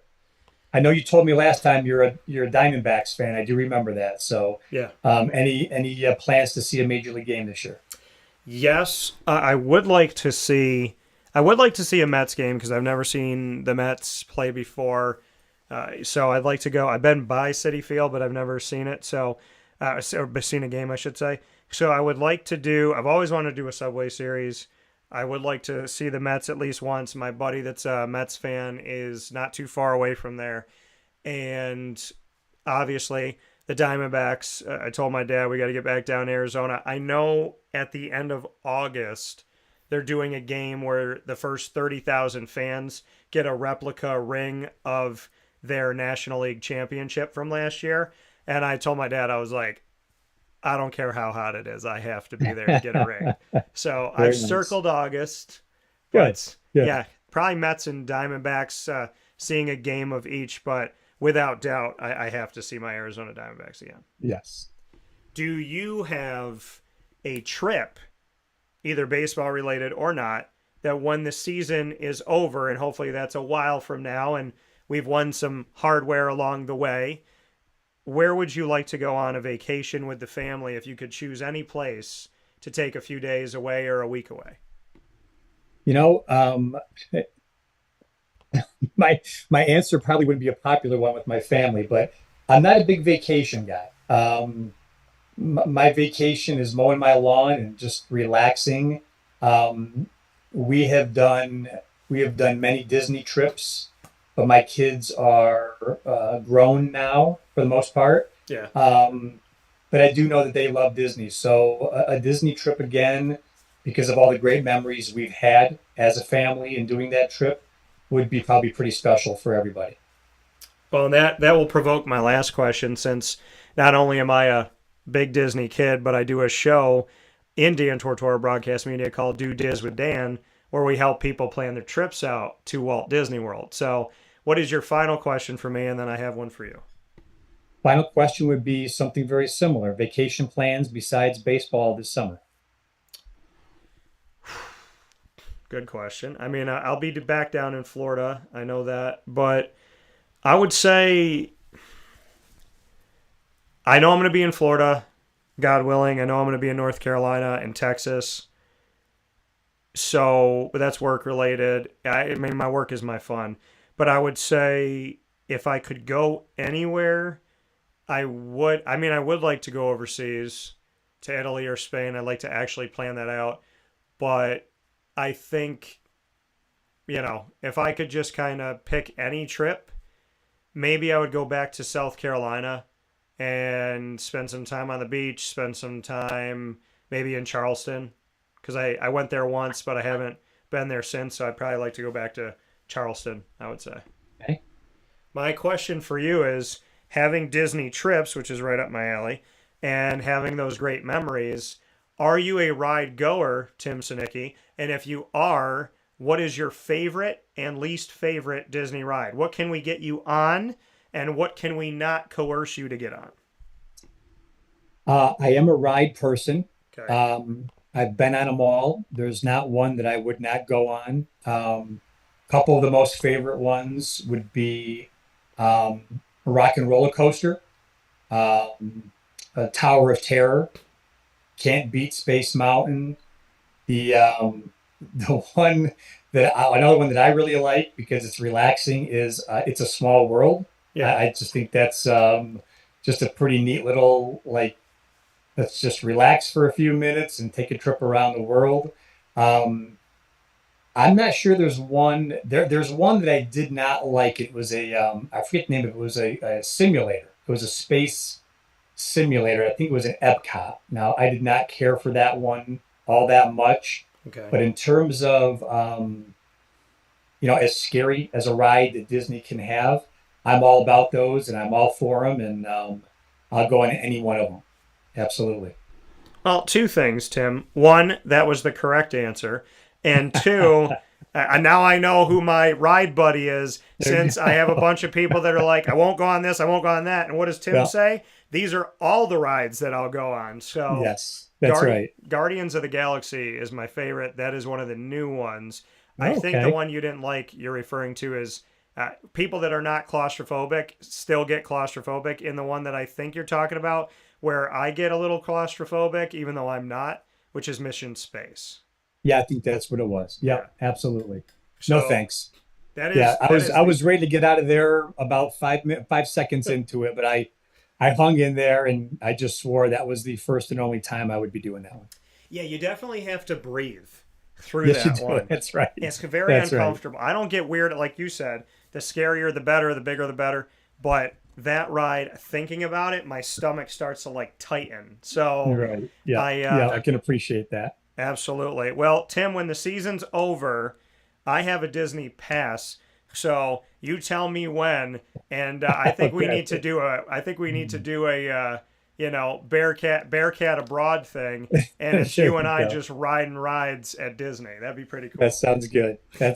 Well, Dan, thanks for having me. It's always a pleasure speaking with you, and it's always much appreciated what you do for Bearcats athletics, and really appreciate the time. And again, hopefully people can come out and watch some good baseball these next few days. Yeah, make sure you come out starting Wednesday, May 22nd. I want to let everybody know that you can get out and see these games, and at 5 p.m. Eastern Time is when you can see your Bearcats take on NJIT. Tim, as always, it's my pleasure. Congratulations on 700, and more than anything, congratulations on the relationships, which are ever more important. I look forward to the next game, and I look forward to you continuing to build those awesome connections that you have all over the world. It means a lot to me, and I know it means a lot to Binghamton, so thank you. Yes. Thank you so much, Dan. Have a good rest of the day, okay? You too. Take care. Bye-bye.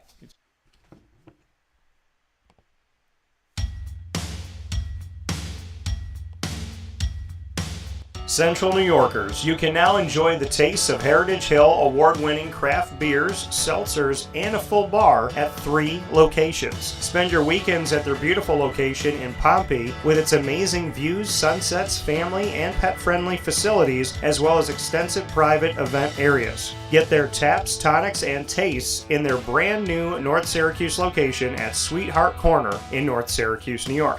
When flying in and out of Syracuse Hancock International Airport, make sure to visit their Palladino Farms location. At Heritage Hill, they believe in supporting our community and are excited to now meet you where you're at and where you're going with their local farm-raised tastes. Find out more information at heritagehillbrewery.com.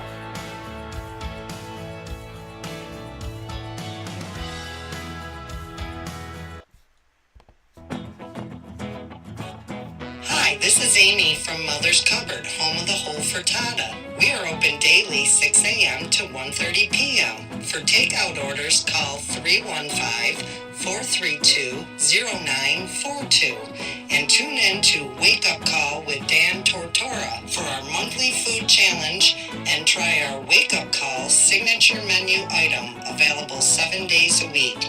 Here at Mother's Cupboard, we are Central New York, and it's our honor to serve you. Ma and Pa's Kettle Corn and Popcorn Factory remind us that every day is worth celebrating at 201 7th North Street in Liverpool, New York. Open Monday through Saturday in-store and always online at maandpaspopcorn.com. Serving our Central New York community and beyond, order anywhere, anytime at maandpaspopcorn.com. Stop in to get a tin at Ma and Pa's on 201 7th North Street in Liverpool, New York to get your half-price refills for the rest of your life. Come to Ma and Pa's for your holiday gift giving for family, friends, employees, and clients. And remember, for fundraising and events, to call 315-450-6272. That's 315-450-6272. Ma and Pa's Kettle Corn and Popcorn Factory. How corny are you? This is Jimmer Sikowski, owner-operator of Chick-fil-A Cicero, 7916 Brewerton Road in Cicero, right in front of the Home Depot.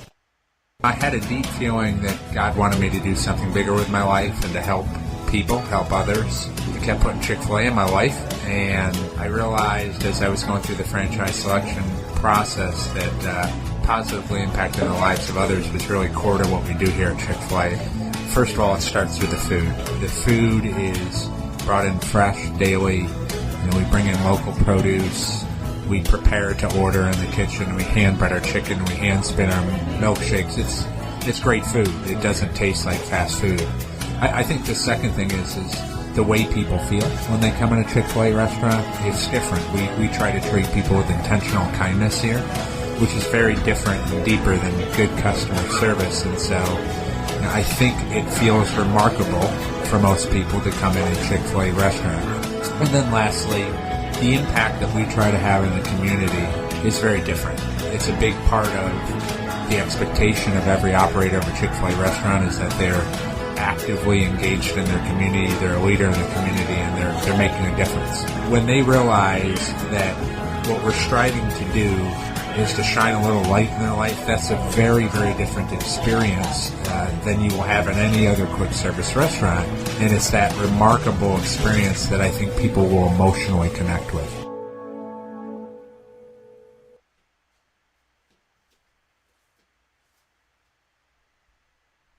Carvel DeWitt, it's what happy tastes like. Do you know why? Because we make ice cream. Creamy, rich, flavorful ice cream. Not yogurt or iced milk like some of our competitors. Ice cream.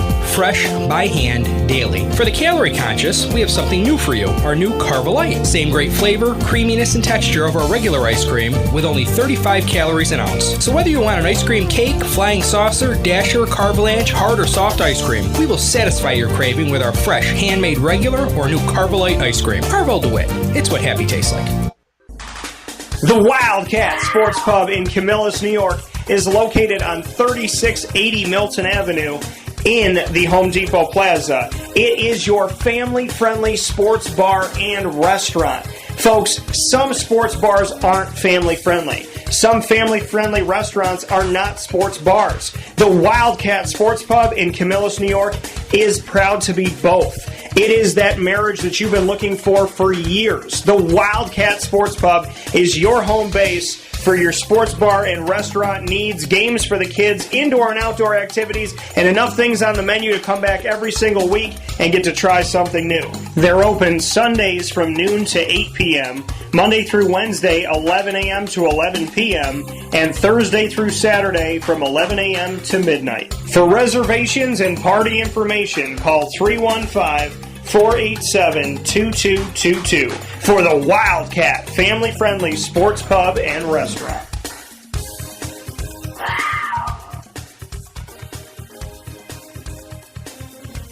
GG Cards and Breaks. Like, comment, subscribe. GG Cards and Breaks available to you on 639 Delmar Place in Syracuse, New York. Open 7 days a week from Monday through Saturday from 10 a.m. to 6 p.m. And on Sundays from 10 to 5, you will find everything you need. If you've never collected sports cards before, or if you've been collecting all your life, you could find GG Cards and Breaks right there on 639 Delmar Place in Syracuse, New York, with all different size top loaders, your sleeves, your binders, as well as your boxes, and so much more to display your cards and keep them safe, protect them in your travels, and help them to look great when you're out at card shows and you're buying, selling, and trading, including at GG Cards and Breaks Trade Night, which this month is on May 23rd, a Thursday, from 6:30 to 9:30 p.m. inside the store at GG Cards and Breaks. While you're in there, you can look for hockey, baseball, basketball, football, soccer, all sport, AEW, UFC, and more, including Disney Lorcana and Pokemon, all at GG Cards and Breaks for singles, graded card packs, boxes, and every single week something coming in. You will never be disappointed by heading out to GG Cards and Breaks and having the opportunity to find your favorite teams, your favorite characters, the game that you love to play, as well as finding those cards that you want to put in your personal collection, put it up in your office, your house, your studio, and the things that you're looking for right now, as well as those that might have come a few years back. You never know what's going to be on the shelves at GG Cards and Breaks, and that's why I implore you to not only go in today, but to continue to go into 639 Delmar Place in Syracuse, New York, GG Cards and Breaks, where you can experience the difference. With that being said, here on Wake Up Call with Dan Tortora, I want to thank you all for tuning in today. Today's show has been a truly incredible, wonderful opportunity to give you 3 hours instead of 2 hours and counting, and that is because of the tremendous guests that we had and the conversations that I didn't want to cut short. So here inside of the Heritage Hill Studios, with Heritage Hill out in Pompey on Sweet Road for the Brew House, as well as their new location on 628 South Main Street in North Syracuse, New York, Heritage Hill North, where we will be this Thursday, May 23rd at 6 p.m. with CNS North Stars flag football, the girls flag football team, finishing their historic first ever season of existence. And they'll be with us at Heritage Hill North this Thursday, May 23rd at 6 p.m. Can't wait to have them there. Big time thanks to Charley Loeb breaking down the 2024 quarterback draft class for the NFL. Many thanks to Tim Sinicki, the Binghamton University head baseball coach in his 32nd year, coming off of his 700th victory and ahead of the America East postseason being held at Binghamton's sports complex. The Binghamton Bearcats baseball team in that $60 million incredible complex that they have for baseball. They are going to be hosting the entire America East postseason tournament, and they will be playing tomorrow, Wednesday, May 22nd at 5 p.m. in the second game of the first round. So big time shout out to Binghamton and a hopeful continuation of their season.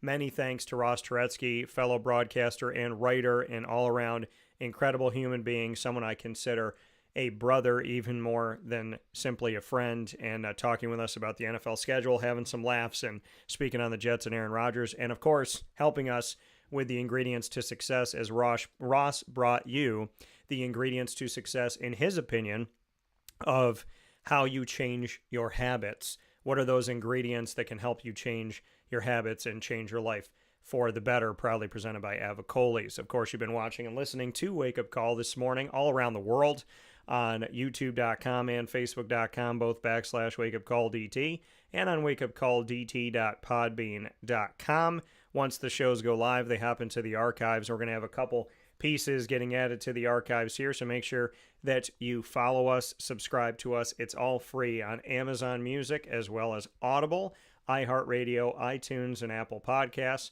Player FM, Podbean, Podchaser.com, Podvine, Spotify, TuneIn, and YouTube. All you have to do is search Wake Up Call with Dan Tortora, or one word, Wake Up Call DT, so make sure you find us there. Big time thanks to Jerry for your positivity and your listener and viewership as always. So many thanks to that. You can visit our incredible partners in Central and Upstate New York by going to Heritage Hill Brew House out in Pompey, Heritage Hill North in North Syracuse, Carvel DeWitt, the Wildcat Sports Pub, where we were last night with the West Genesee Wildcats softball team, having a fantastic broadcast. Thank you to so many of you that watched and listened all around the world. I appreciate that tremendously. The audio version of it is going to be carried on all of our channels starting today. The video can be seen on facebook.com /wakeupcalldt and on youtube.com /wakeupcalldt. Big time thanks to John Bubb, the head coach in his first season as head coach, as well as my wonderful guests that I had on the show yesterday, Maria Brandt, as well as Leah Totoshini and Kira Lynch, all being a part of the broadcast with head coach John Bubb. Go and watch the Wildcats from the Wildcat on our YouTube and Facebook channels. GG Cards and Breaks, Avicolli's, Canine Camp Dog Daycare, Chick-fil-A Cicero, and Chick-fil-A Clay, Canine Campground Dog Boarding, Ma and Pa's Kettle Corn and Popcorn Factory, which you can find all over the community at many different events, including in their store on 201 7th North Street in Liverpool, New York. If you buy any size tin, you can get half-price refills of your favorite popcorn and kettle corn for the rest of your life, folks. not a day, not a week, not a year, the rest of your life. So why you wouldn't buy a tin, I have no idea. So make sure you get out there and do that today. Pizza Man, Great Lakes, Honda City, Mother's Cupboard, and of course we are the exclusive multimedia marketing partner of your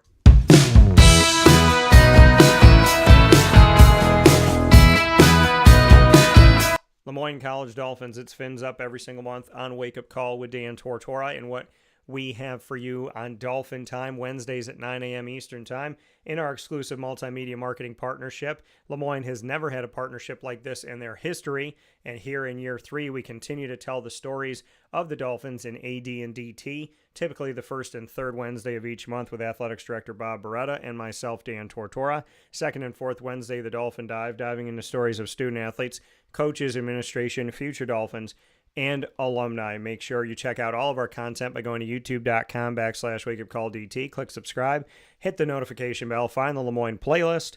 You'll also find the Dolphins on wakeupcalldt.com's homepage and underneath the exclusive partners tab on wakeupcalldt.com. For more information, go to LemoyneDolphins.com, and as always, Fins Up.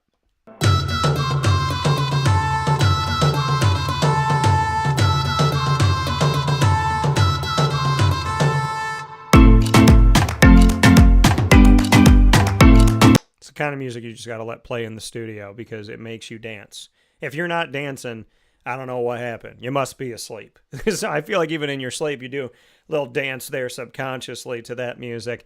The Bryan and Stratton College Bobcats of Syracuse are exclusive multimedia marketing partners with Wake Up Call with Dan Tortora and Dan Tortora Broadcast Media. You will find the Bobcats in what we call the Bobcat Buzz, with monthly stories featuring student athletes, coaches, and administration all throughout the year. Their men's and women's basketball, men's and women's soccer, baseball, and esports teams featured here in our Bobcat Buzz specials. You can find all of our content with Bryan and Stratton Syracuse by going to youtube.com/wakeupcalldt. Click subscribe, hit the notification bell. You'll find the BSC Syracuse playlist on the YouTube channel, and you'll also find the Bobcats by going to wakeupcalldt.com's homepage, as well as the exclusive partners tab on wakeupcalldt.com. For more information on your Bobcats, go to syracuse.bscbobcats.com, and as always, go Bobcats.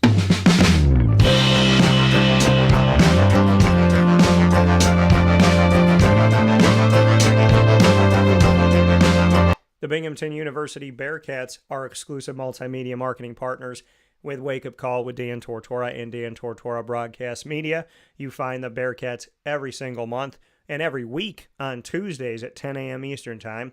And today we did a little bit later with our special with Tim Sinicki, but Bearcat time is Tuesdays on Wake Up Call exclusively at 10 a.m. Eastern Time. You'll find our specials monthly, known as Moments with Marshall, featuring Binghamton University Athletics Director Gene Marshall, and a behind-the-scenes look at the Bearcats, and the Bearcat Break Room, where we get to know the stories and the personalities of student athletes, coaches, and administration comprising our amazing Bearcat community. Find all of our content with Binghamton by going to youtube.com/wakeupcalldt. Click subscribe, hit the notification bell, and find the Binghamton playlist. You'll also find the Bearcats on wakeupcalldt.com's homepage and underneath the exclusive partners tab on wakeupcalldt.com. For more information, go to bubearcats.com, where you can now find the Wake Up Call logo on every page on bubearcats.com. Look for the sun rising out of the coffee cup, and go Bearcats. With that being said, here on Wake Up Call with Dan Tortora, again, many thanks to Charley Loeb, Tim Sinicki, Ross Turetsky, and Avicolli for the ingredients to success. Of course, many thanks to our exclusive studio partner, Heritage Hill Brewhouse and Heritage Hill North. I look forward to seeing you tonight at Pizza Man. We will be celebrating the Baldwinsville Bees girls flag football team. Their team not only playing in their inaugural season, a historic season, but this team can call themselves the first ever Section 3 champions in girls flag football history in Central and Upstate New York. The Baldwinsville Bees championship team joins me tonight at Pizza Man, Tuesday, May 21st, 6 p.m. on stage. We'll see you on 50 Oswego Street in Baldwinsville, New York. Find us on Facebook at Wake Up Call DT, X at Call DT, where I just put up a poll about the Jets this morning. Make sure you vote in that and follow us. Instagram at wakeupcall_DT. And as always, God bless, no stress, do your best.